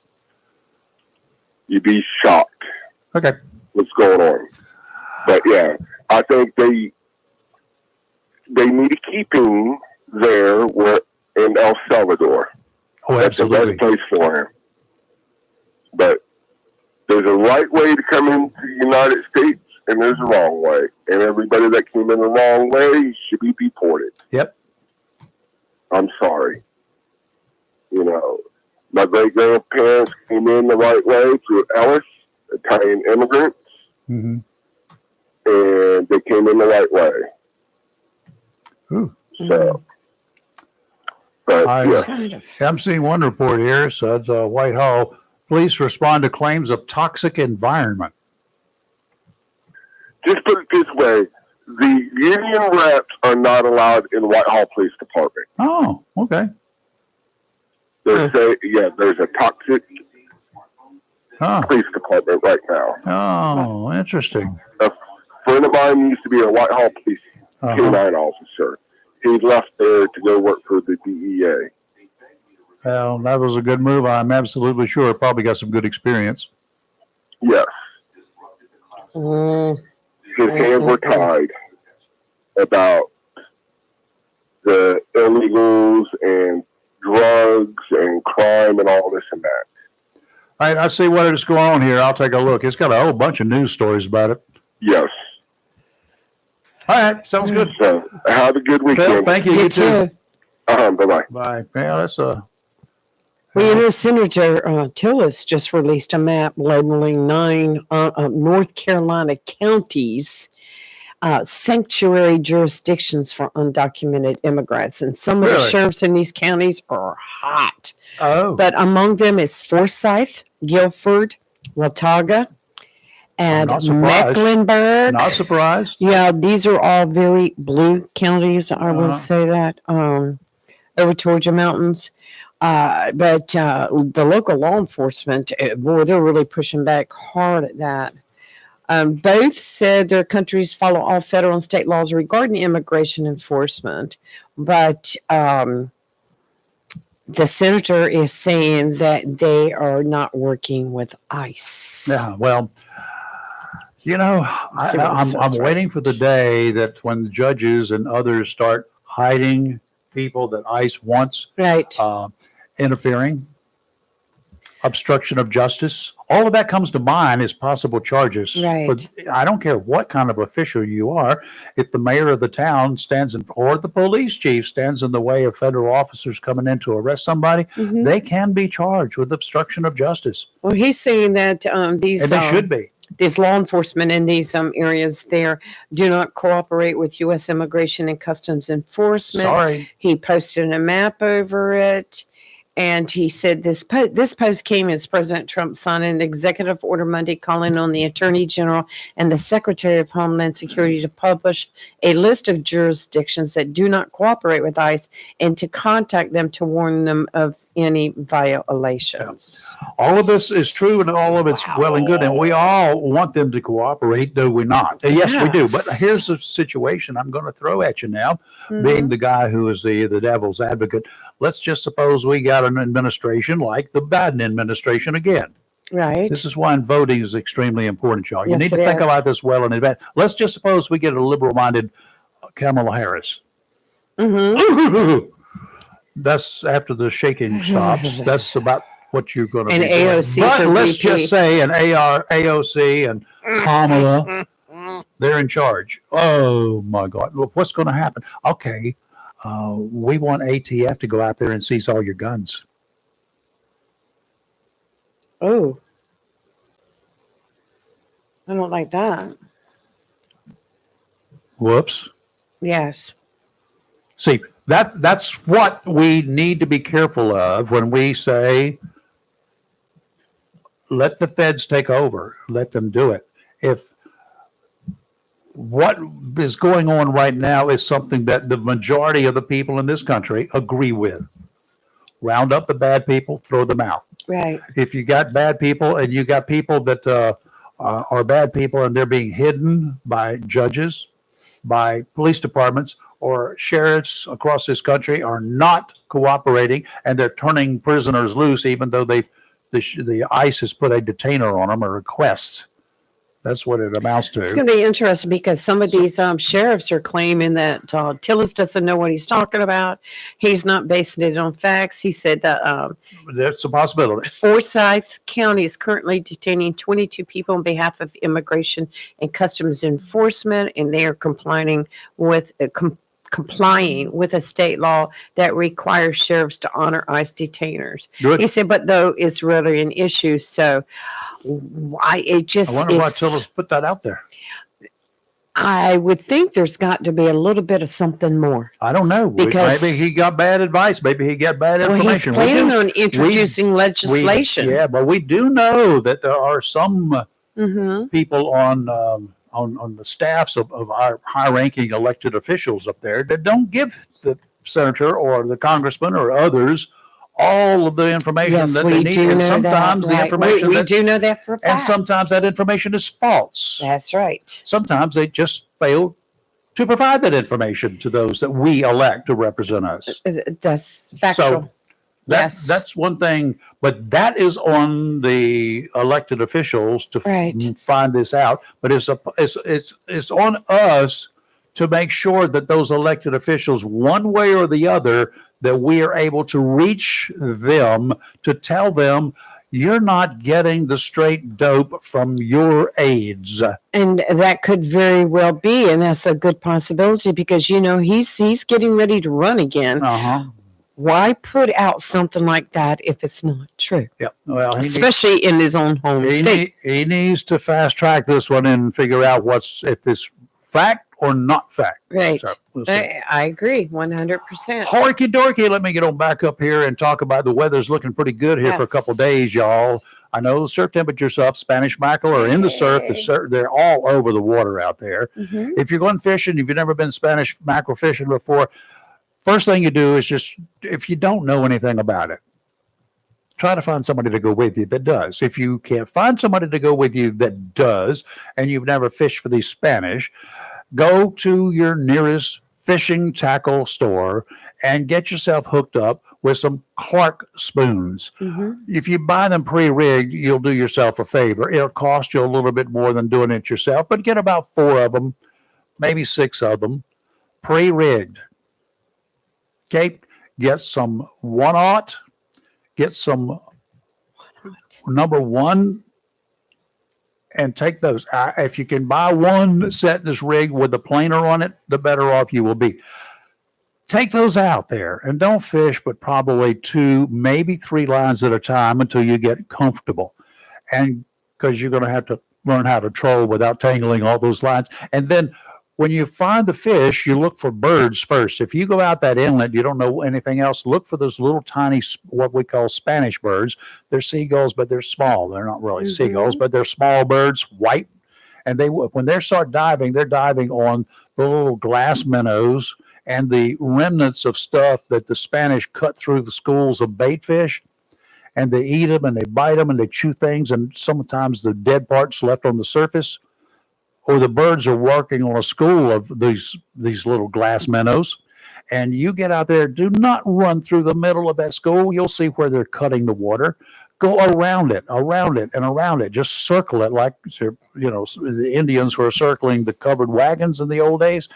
Circle that school. You go through them, you're going to split them up, and they're going to just disappear. You won't, and then you'll have to look for them again.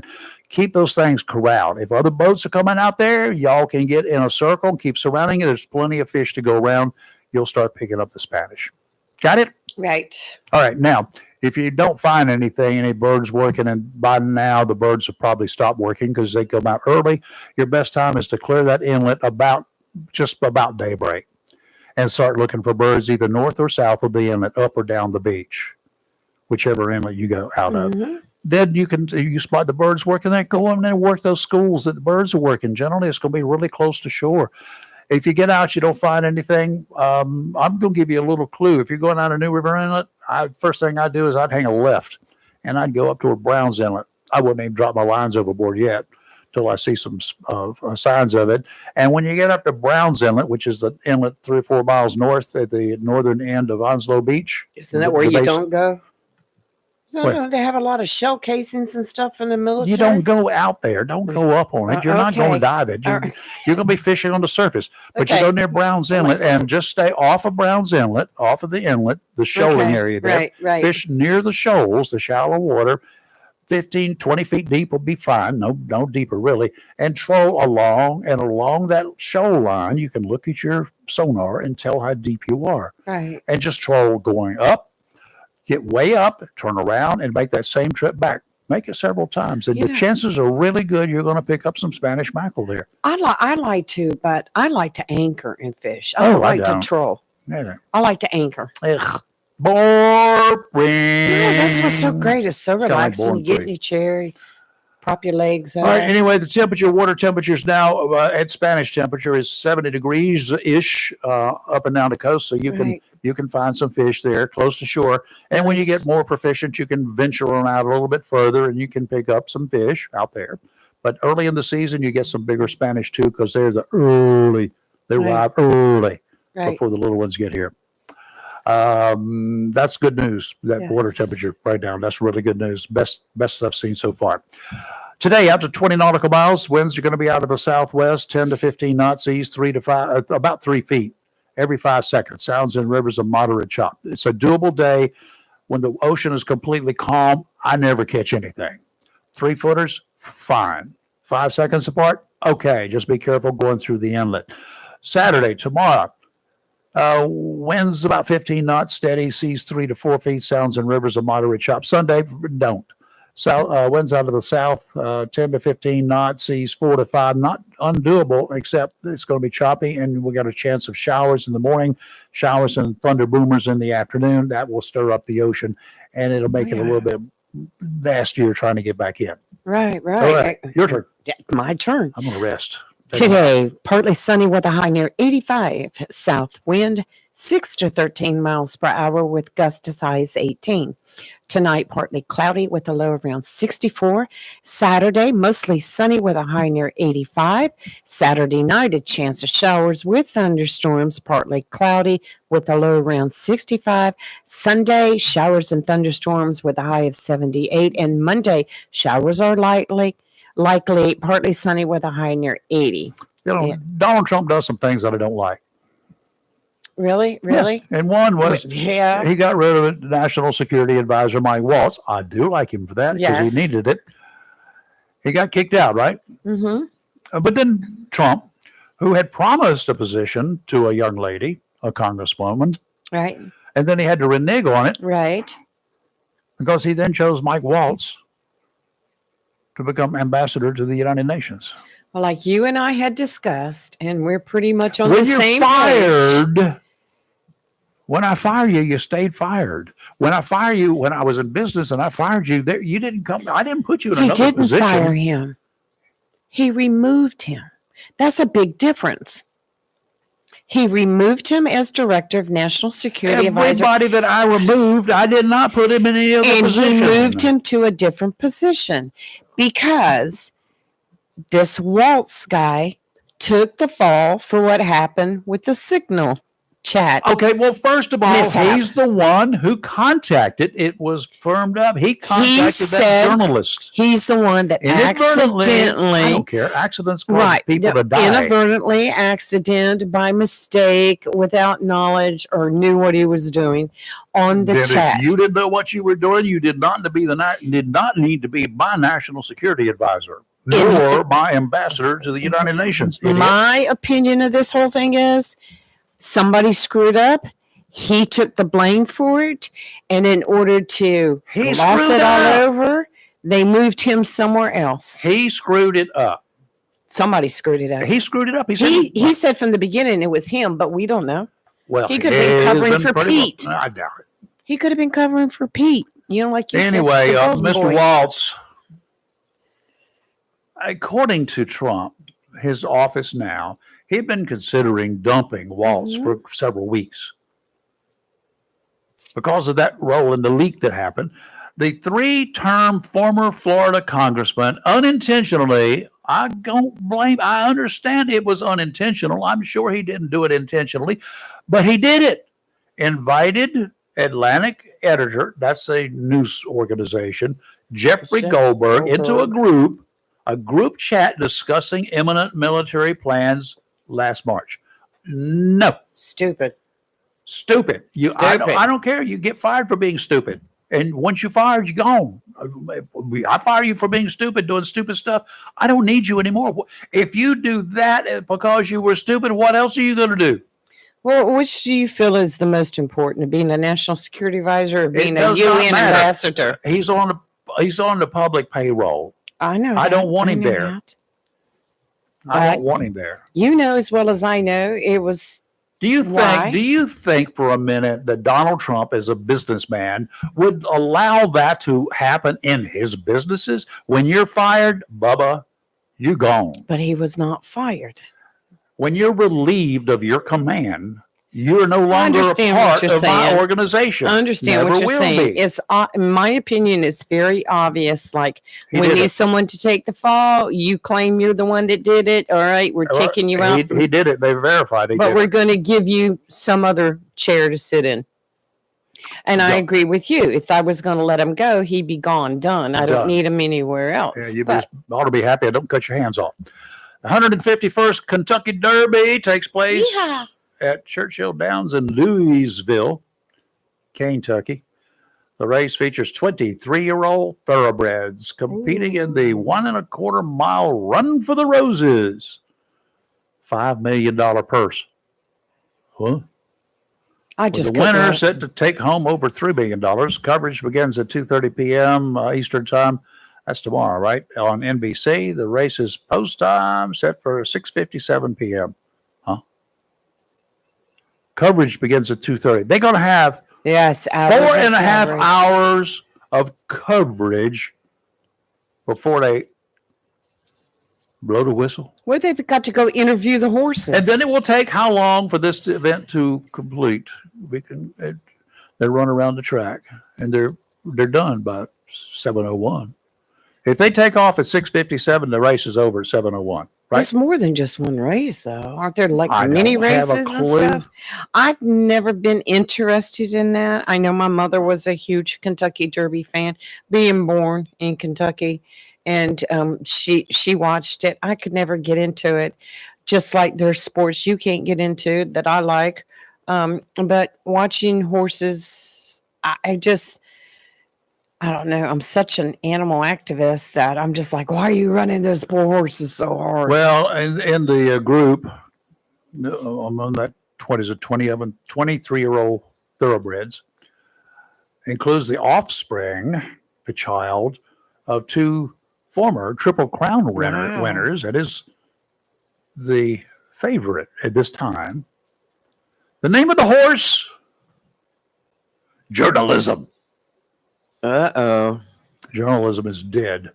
Who enters, not the horse, who enters on a 4-race win streak. He's won the last 4 races. That horse is up for He'll face interpretation. competition from Sovereignty, who is 5-1, and Sandman, who's 6-1. Sandman is 17th, is the 17th post. Oh my, he drew the 17th post. That's historically unlucky. No horse has ever won from that gate since its introduction in 1930, from the 17th post. Wow. Trainer Bob Baffert is also back with Rodriguez, 12-1, aiming for a record 7th Derby win after a 3-year suspension. What in the world is that about? The Derby, for its first run in 1875, the U.S.'s oldest continuously held sporting event and the first leg of horse racing's Triple Crown. Oh, goody. Who's the most favorite horse ever in the Kentucky Derby? Oh, good gracious, yes. Sebastian, no. You're close. I know. Secretariat. Secretariat. Yeah, produced a lot of little babies. It was the winner of 1973 Kentucky Derby. Yes. Who we got? Do what? Oh, it's Robin. Robin. Hey, See the light. just wanted to chime in. I agree with Lee. He was removed, and you know, there's no doubt in just my mind that Mike Waltz took the fall for it. And I think the one that really was the blame for the whole signal chat or whatever it was with Pete Hegseth. And they did not want to lose Pete Hegseth. They didn't want to fire him because Hegseth was coming under a lot of scrutiny and a lot of criticism. So I believe that, you know, Waltz kind of fell on his sword and was removed, not because he was the one responsible, but just to give the Democrats some blood, so to speak, and then they put him as the ambassador to the UN. So I don't think Waltz is the one that's at blame here. That's just my opinion based on what I'm seeing and hearing. But I just got a feeling that Hegseth was the one to blame for it. From the sources that I've read, they have concluded, they found that what Waltz said was true.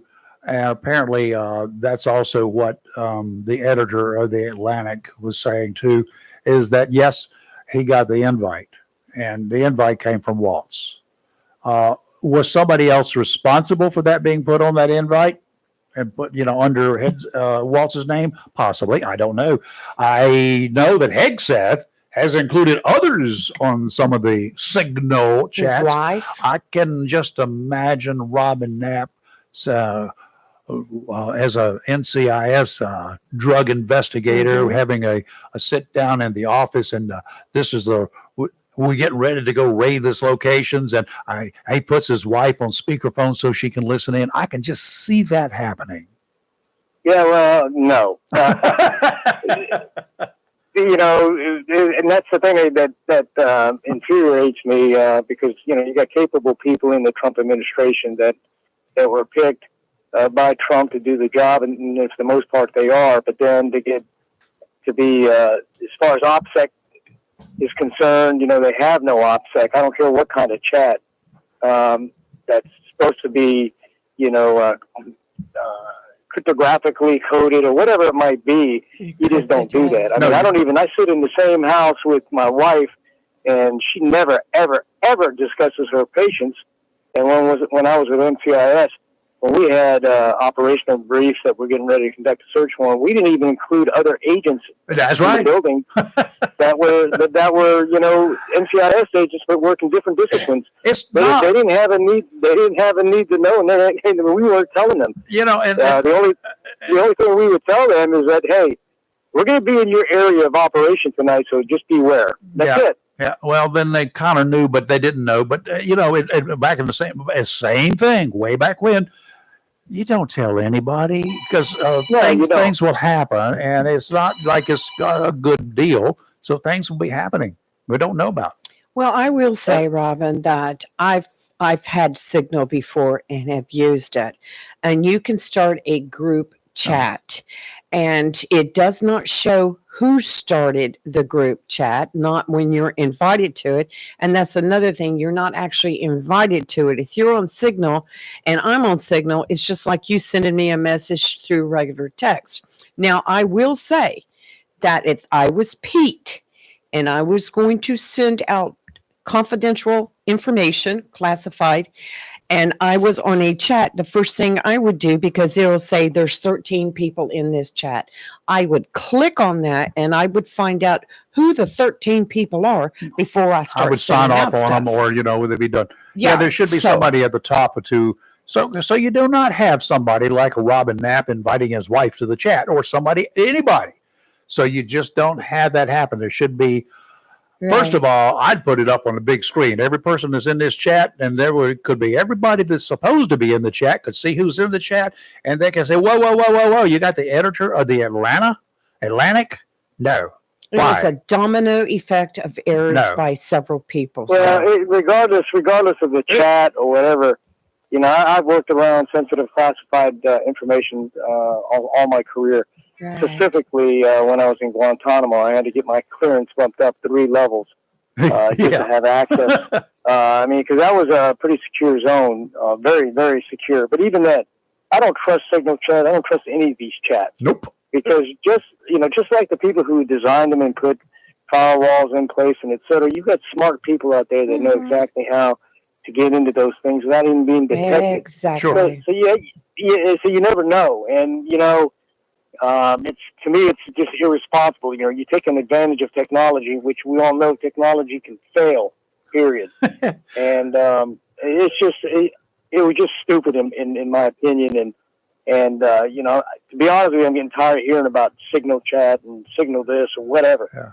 It doesn't really matter. And, you know, you discuss information, whether it's classified or not, confidential. You know, even in law enforcement, we had law enforcement sensitive information that wasn't bumped up to the confidential level. Then you had for official use only. Yes. All these bits and pieces of information, some of it classified, some of it not classified, can be easily put together by somebody who's listening on the other end and figure out what in the world you're doing. Hey, Robin, that's what we do. That's what we do. At a police department where I last worked, there was another police department that we kind of worked with from time to time. We shared radio channels that we could all go to at the same time, right?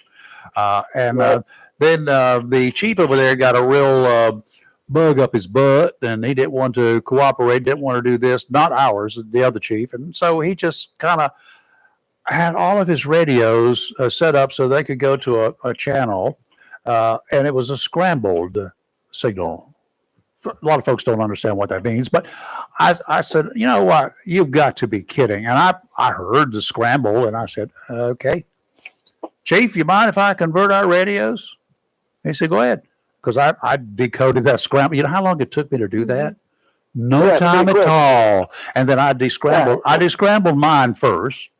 And then when I heard them calling one day, I switched over to their scrambled channel. And it was just a bunch of garbage they were talking about. So, and it was about food.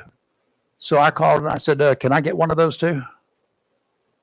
Well, good for you. Silence. Silence. Back in my day, we used to have the open channel or open mic. Yeah. With law enforcement dispatch. Somebody's mic is open. Then we have our secure channels, which weren't really secure. On the Motorola radios, you flip the switch and you go to the secure channel, which is supposed to scramble the message. But you know what?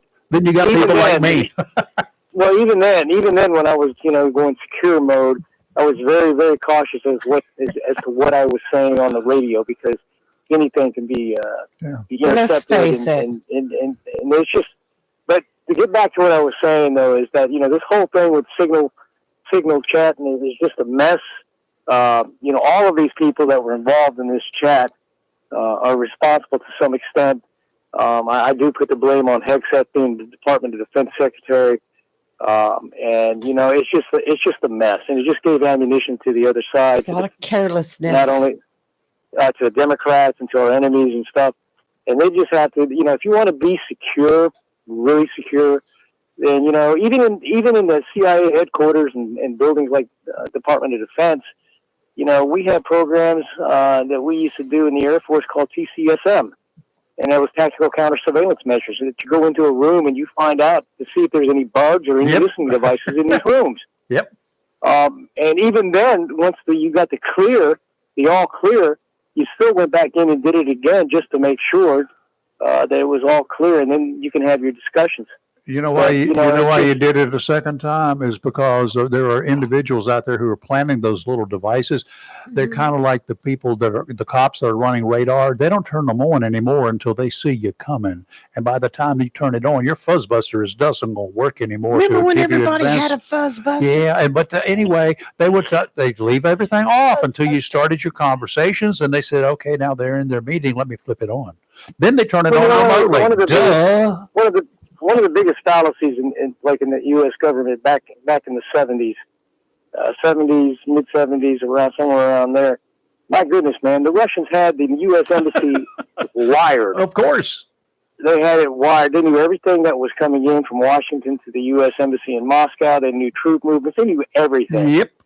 And why? Because they had sophisticated electronic, devices that were implanted somewhere in the room, and so you just never know. And so when you go through that kind of sophistication, then yet you're going to trust something called signal chat.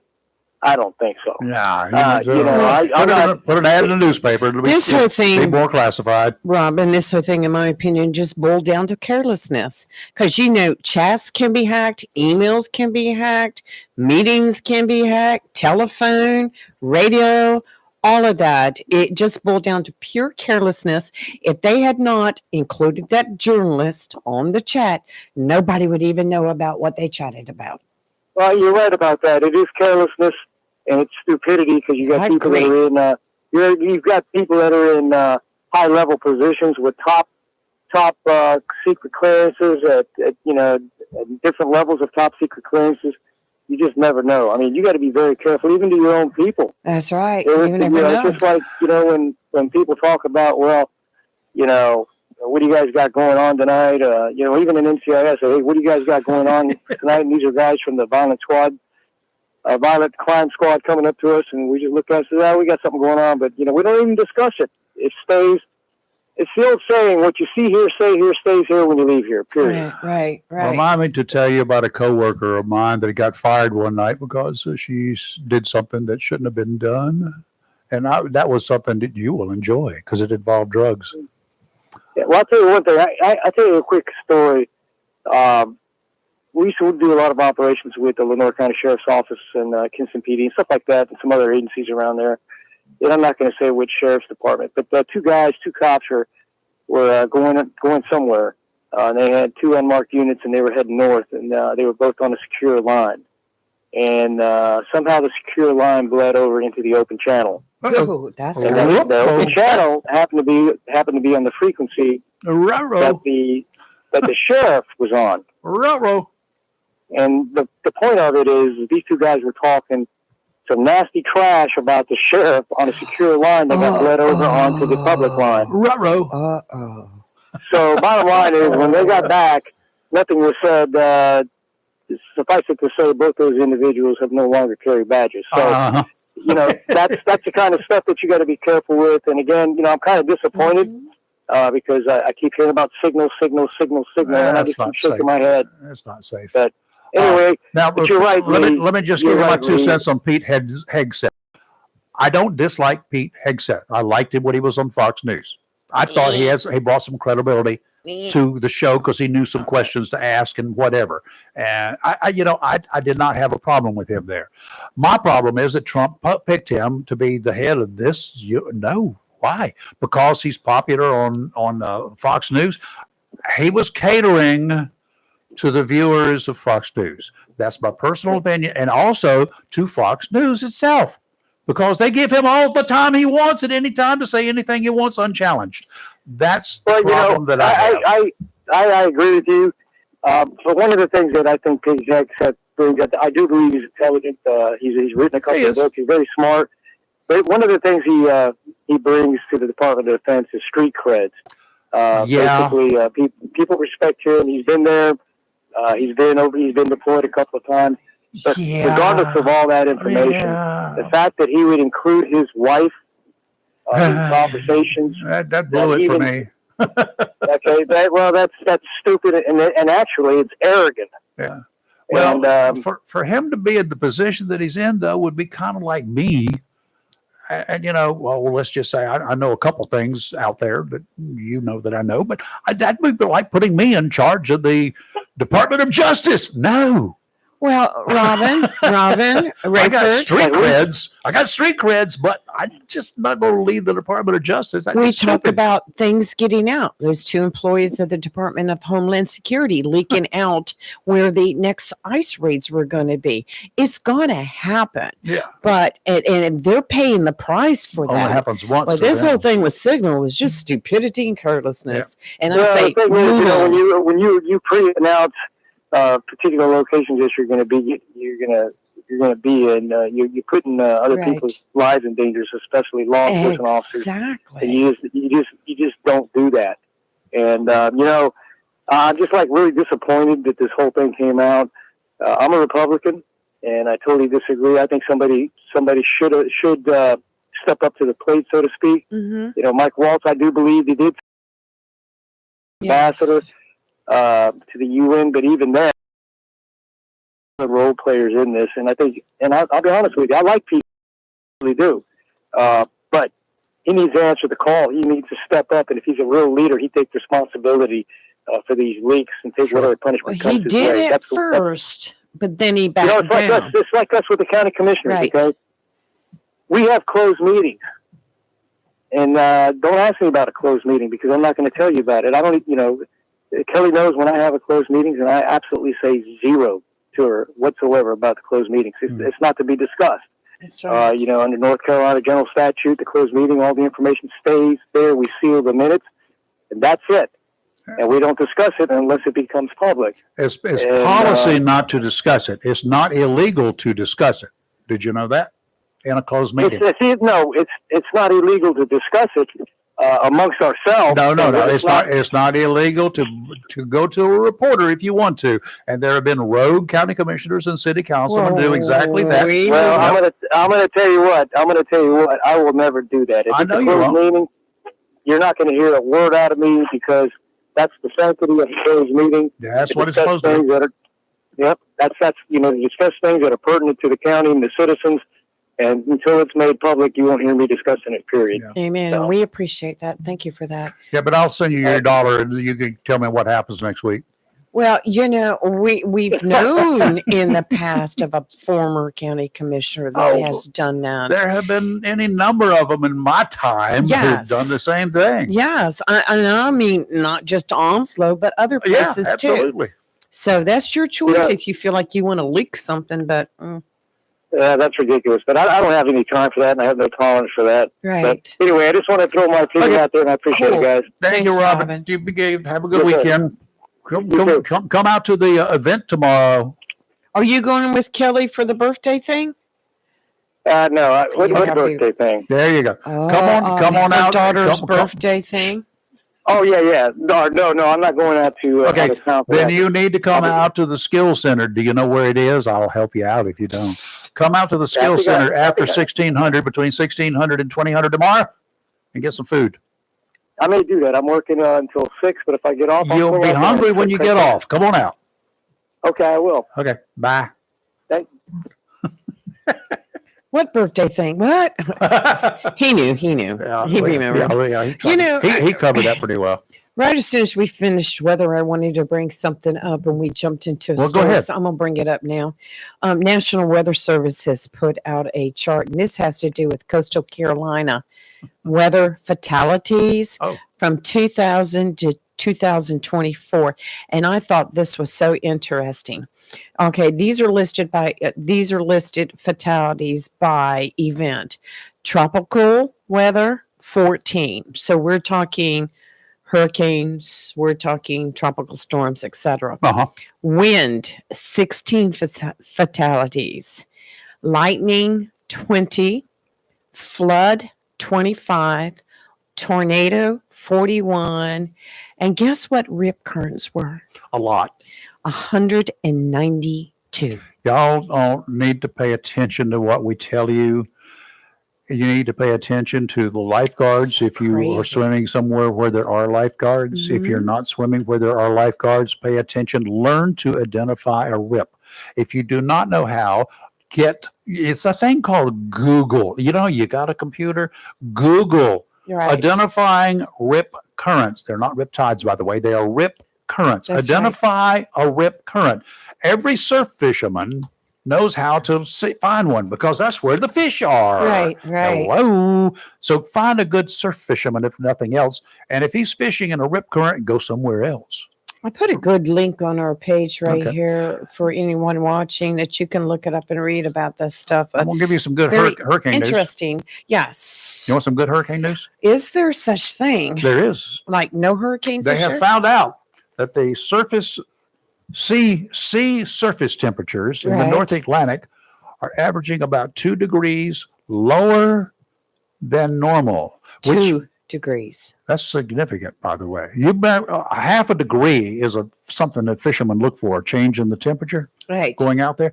But a 2 degree average, they have found out, they've done some testing, it's just about 2 degrees lower, and we're only a month away from hurricane season.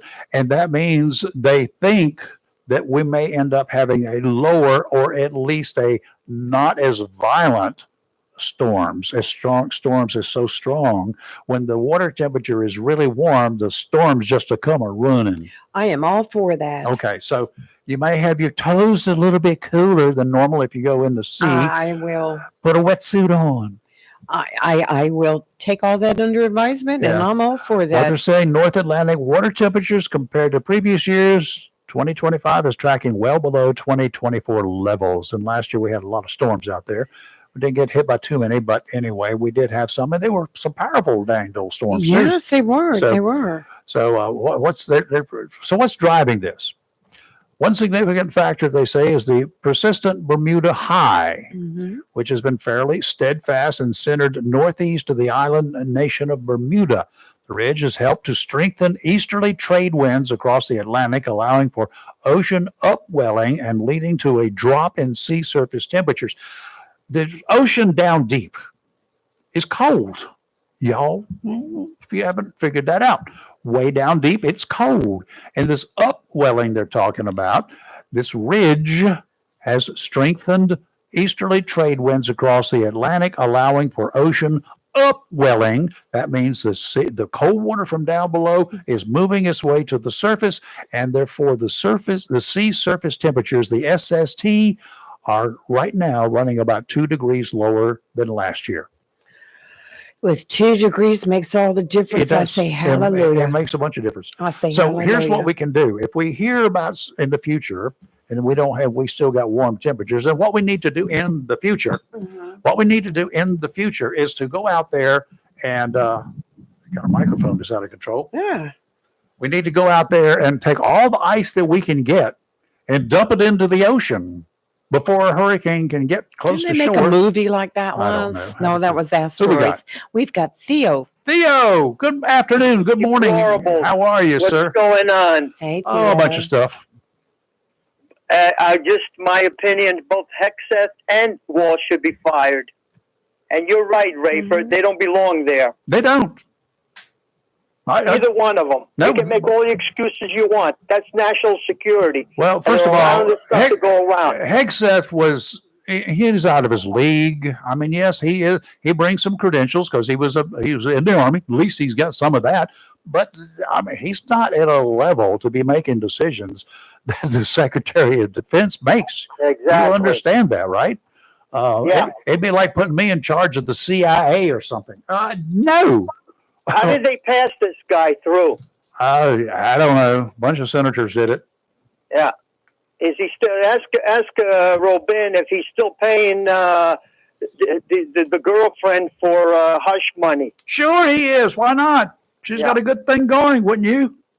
So listen, you forgot to mention that. Do you remember the Afghanistans that were coming over at the time of the withdrawal, and there was a lot of Afghanistan people that were helping the government and Yes.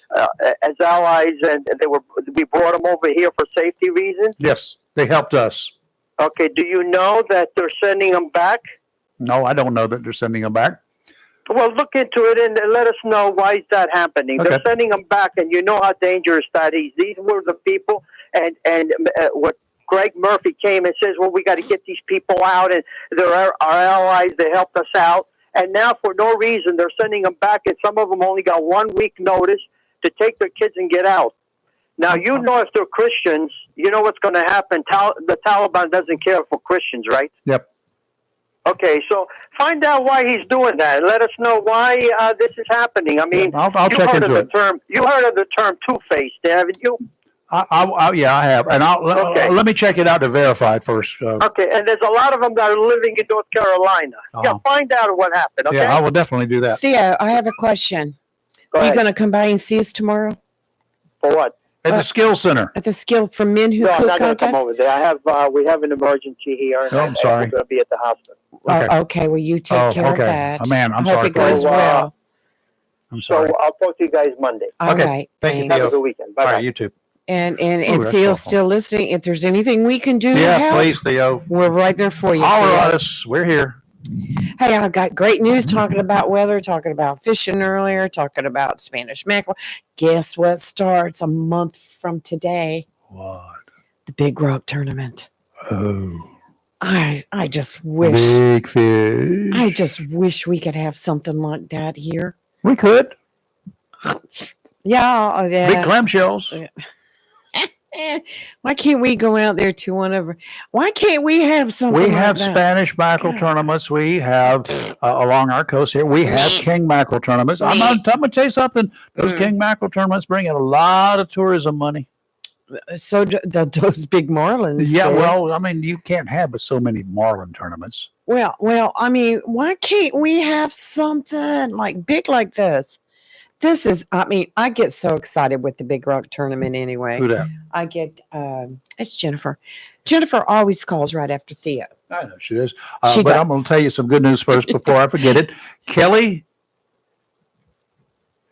is out. See, I told you. She got out at 8:13 this morning. Sure, her daughter got out at 8:23. So I told you she'd get out good to quick. go. Very good, Kelly. Proud of And you. did you pass? That's all I want to know. She said she got there at 5:15 this morning, so that's good. Hey, cuz, what's up? Good morning. Good morning. From these beautiful hills. I heard y'all talk about the hurricanes, Yes. and just wanted to call, and it's news. It's nothing good, but sometimes we need to keep bad news in top of mind. Right. But they released yesterday on the news that they had found yet another body here at the Nolechucky River. Oh, wow. From Hurricane Helene. Yeah. And it's one of those things when I heard y'all talk about hurricanes, sometimes when things get out of the news cycle, especially on the national side, you don't see things. And one of the comments on the news thing was, well, I thought that everybody had been found. Nope. And their reply was, heavens no. Between North Carolina and Tennessee, there's still over 100 people that's not accounted for. Right. Yes. And you don't hear that. And so I just wanted to give a little local update, in the know kind of Sure. update on that it is still going on. I heard y'all talk about the lifeguards and all of that. And Yeah. I thought, well, wish I could help them, but Here I go again. I can't. Yeah, I was like, oh Lord, here we go. And I thought about one other thing. I know y'all are wrapping it up, but they're talking about all of trying to get all the trade, all the manufacturing, and all that built back up, and that's where things need to start at high school level. They need to go back and start implementing the vocational programs at the high schools. I know up here they have everything from their own radio station right on down. Right. But they teach all of that. But that's something that nationwide high schools need to quit trying to just push the scores and get them out and think that everybody needs to go to college. Nope. It's not like that. And they need to have. We had a controlled burn up here 2 or 3 weeks ago on Bays Mountain. They did a controlled burn to prevent the forest fires and stuff. Mm-hmm. And Bays Mountain, you can look out our window and see Bays Mountain. I mean, it's a local, a very nice park. But the high school, in the career part of the high school, that they teach, they get them ready for firefighting, fire prevention.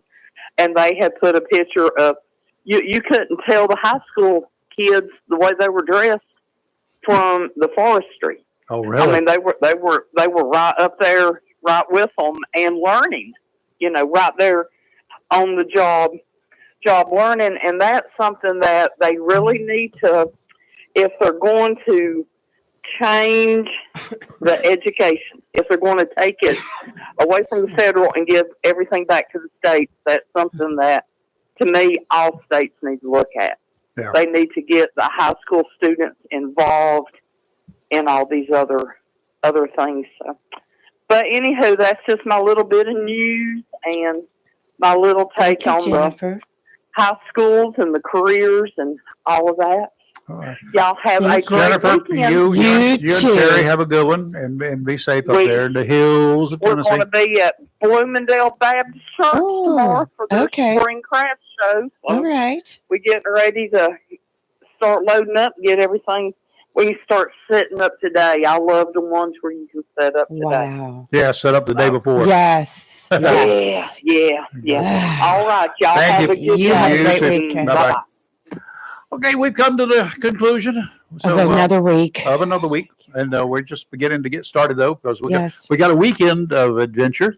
Yes, we do. Today, one more time, beginning at 10 o'clock this morning, 10 till 3 at 4 locations here in Oslo County. The Shrine Club is putting on a fish fry. The fish fries, they got 4 of them. 4 locations. Go. It's a Friday. For all you Catholics that need to go get some fish, you can do it today. I do it every day. I must be Catholic 7 days a week because I eat fish all the time. I'm like, okay. But anyway, that it is Friday. You can get some fish today, and we've got the locations posted on our Facebook pages. Yes, we Lee do. has put them out there graciously. Several times. So Wow. go do that for the Shrine Club, and the fish is good too. So you're good to go. Tomorrow, head on out to the Skill Center. You want to sample some food? You could get to sample different stations, a lot of different stations. Going to be a whole lot of guys and some ladies who think they can cook. And we're all going to be there. We That's think right. that we can cook, so we're going to let you be the judge, and you tell us whether we're any good or not. You go buy a ticket, $20 for a ticket. You get to eat at every place that's got some food, and you get dessert. You get desserts too. Right. You might be full by the time you get to the desserts, but it's okay. Eat it anyway. And you go home and just relax later on, take a nap. You know how you do after you eat a big meal. Kick your shoes off. So cool. So that's going to be Right. tomorrow at the Skill Center. Doors open at 4:00 in the afternoon. This is for the Salvation Army. Mhm. It's a great cause. All right. We see you Right. Monday morning. Who we got? I don't have it all listed yet, but I think we're going to have a pretty busy week next We week. got on Yes. Tuesday, we have Commissioner We have Insurance, Mike Mike Causey, Causey my joining us favorite by insurance commissioner. phone at 7:30. Right. And we got things to talk to him about. North Carolinians, they may be getting some money back, and I according to a think story I'm I under one of those saw. policies. We got to take a look-see. So Homeowners, yes. we got to take a look-see and see all about that and see how that works Plus out. the fact that auto insurance companies are wanting to have a rate increase, Yeah. a ridiculous rate increase. And they always want increases. Ain't going to happen. But here's the other thing I want to talk to him Mhm. about. All these ads that I see here. Are you a North Carolina driver that drives less than 50 miles a week? Or You could get whatever. insurance for $19 a year. you could get insurance for nothing, honey. Mhm. I want to know about that. Don't Is that believe a it. fake? Is Don't that a fake? Is that a lie? That's what I want to know about. I So, need Senator, what you doing about? I mean, Senator, Commissioner, what are you doing about it? If it's a now lie? I got to get a discount on my homeowners because I have my automobile insurance in without, but Uh-huh. I actually need to, and you need to like once every year or two, just go compare and refresh everything because I think right now if I was to change auto insurance companies, I could probably get a much lower rate, even though I would lose the bundle with the That's- home insurance, but I could probably get it for still lower even with that. So that's one of the So you things. need a refresh. You got if your insurance is bundled with your homeowners and all that sort of good stuff, Right. you need to be careful about just dumping one because your Right. other may increase That's right. and it may not balance out. Absolutely if right. If there's been proven entity for you and it works Yes. out for you and it's a reasonable price, But you might Think want to about it. check it and you check around and see Yep. what it would be to unbundle it and go with somebody else on your auto or even your home. I kind of like leaving things like they are with me, but I'm still going to check into the auto insurance. okay, we because got I two think of the mine pot is stirrers in way here too- now. The stirring up the pot is going to be a Yeah. mess. Robbie's here joining us. Or you got any news that you're bringing to us right now? Anything new that we need to know about? Insurance. Oh, is this mic on? If Yes. that mic's on now, insurance what? I was just going to say that the latest that I've read about insurance is that bundling may not be the way to go anymore. Oh, really? Yes, Oh, crap. and that you really do need to shop around. That's Yep. that's the most current thing I've been reading. Okay, you might want to join us Tuesday morning when the Commissioner of Insurance joins us. She's the Okay. smart one. See, and Okay. that's what I'm All telling right. you. I worked in the insurance business Thank for a you. little bit. Well, This pot stir is Show ready. us your stir. Oh, my stir. You Stir and Lee the gonna be pot. out there stirring the pot. We stir the pot in here every day. Yes, sir. But it's a different type of pot. But food, we got a big old pot. We got a Yes. couple of them. We got one of them that's going to be for y'all to show us what you can do in. You know what? It's going to be fun. It's gonna be Plus, fun. we're doing it for a good cause. So come out That's and the see big thing. us. And Please. and lots of good food. I just like the chance that I can go around and sample all that food. I like that, but I like the fact of being there with other people coming in and being able to talk to people Yeah. and you know, just like get down, you know. So I've got to prepare the ingredients for Right. this pot, and I have no idea how much I'm going to put in there. So I'll keep notes as I go along, and then I'll write up probably a Yes. 4-page recipe Yeah, for so what's in people it. will know how that to in cook case it. you're allergic to Just something. what's in it. What's Then the I'll- latest on how many entries there are? I don't know. Last I heard, there was up to 11, but some of those 11 had not actually gone through and completed their And sign some people up. are last minute. They can do it as And of today. They yes. can still sign up. It could so- be up to 15, So 20. call Royce Bennett. They can you call Royce today. Let me see if my, Over my, at Century my 21. friend's You listening. got his telephone number handy? Yes, I do. Roy's number is 910. Wait a minute. I don't know it by heart. It's not like we're. Oh, All right, 910-389-9638. Call Royce today at 910-389-9638. Because I am sure there are more than Hook you right up. 11 men out there who cook. Yeah, some of them just think they can cook. Oh, that's okay. They say they can cook. Put up or shut up. There are some men that can cook and do it well. Look at you, you cook. That vegetable beef soup you made once is something that You will stay really with think me that I cook forever. that stuff? You think that I really cook it? Don't I you? know you did. I found it in a can. I saw it on the stove. I took it out of the can and put it on the stove. That was and I have tried to copy that. He and made I it. cannot come close to it. Well, and we can't copy anything that either of us makes I don't because we want don't. I mean, we just sit there and do it and taste it and do it and It taste was It's a- so good. I will have a list of ingredients as soon as I figure out Yes, what all the so ingredients will be. I will tell you what one special ingredient that we'll talk about too. Right. Okay. Right. We'll see you Monday morning and we'll let you know how we did. Please stop by tomorrow at the Skills Center. Just walk up to us and say, hey. Yeah, we heard you on the radio. Most of the people won't hurt you. You're those crazy people. I won't hurt you. Right. I can't guarantee that my pot stirrers won't. I have the giant stirrer, She's got the big stick over there. so you don't want to make me mad. See you Monday. You're live at Local Real Talk, where we're always awake and never woke. Bye. Have a great weekend. And please, for God's sakes, be safe.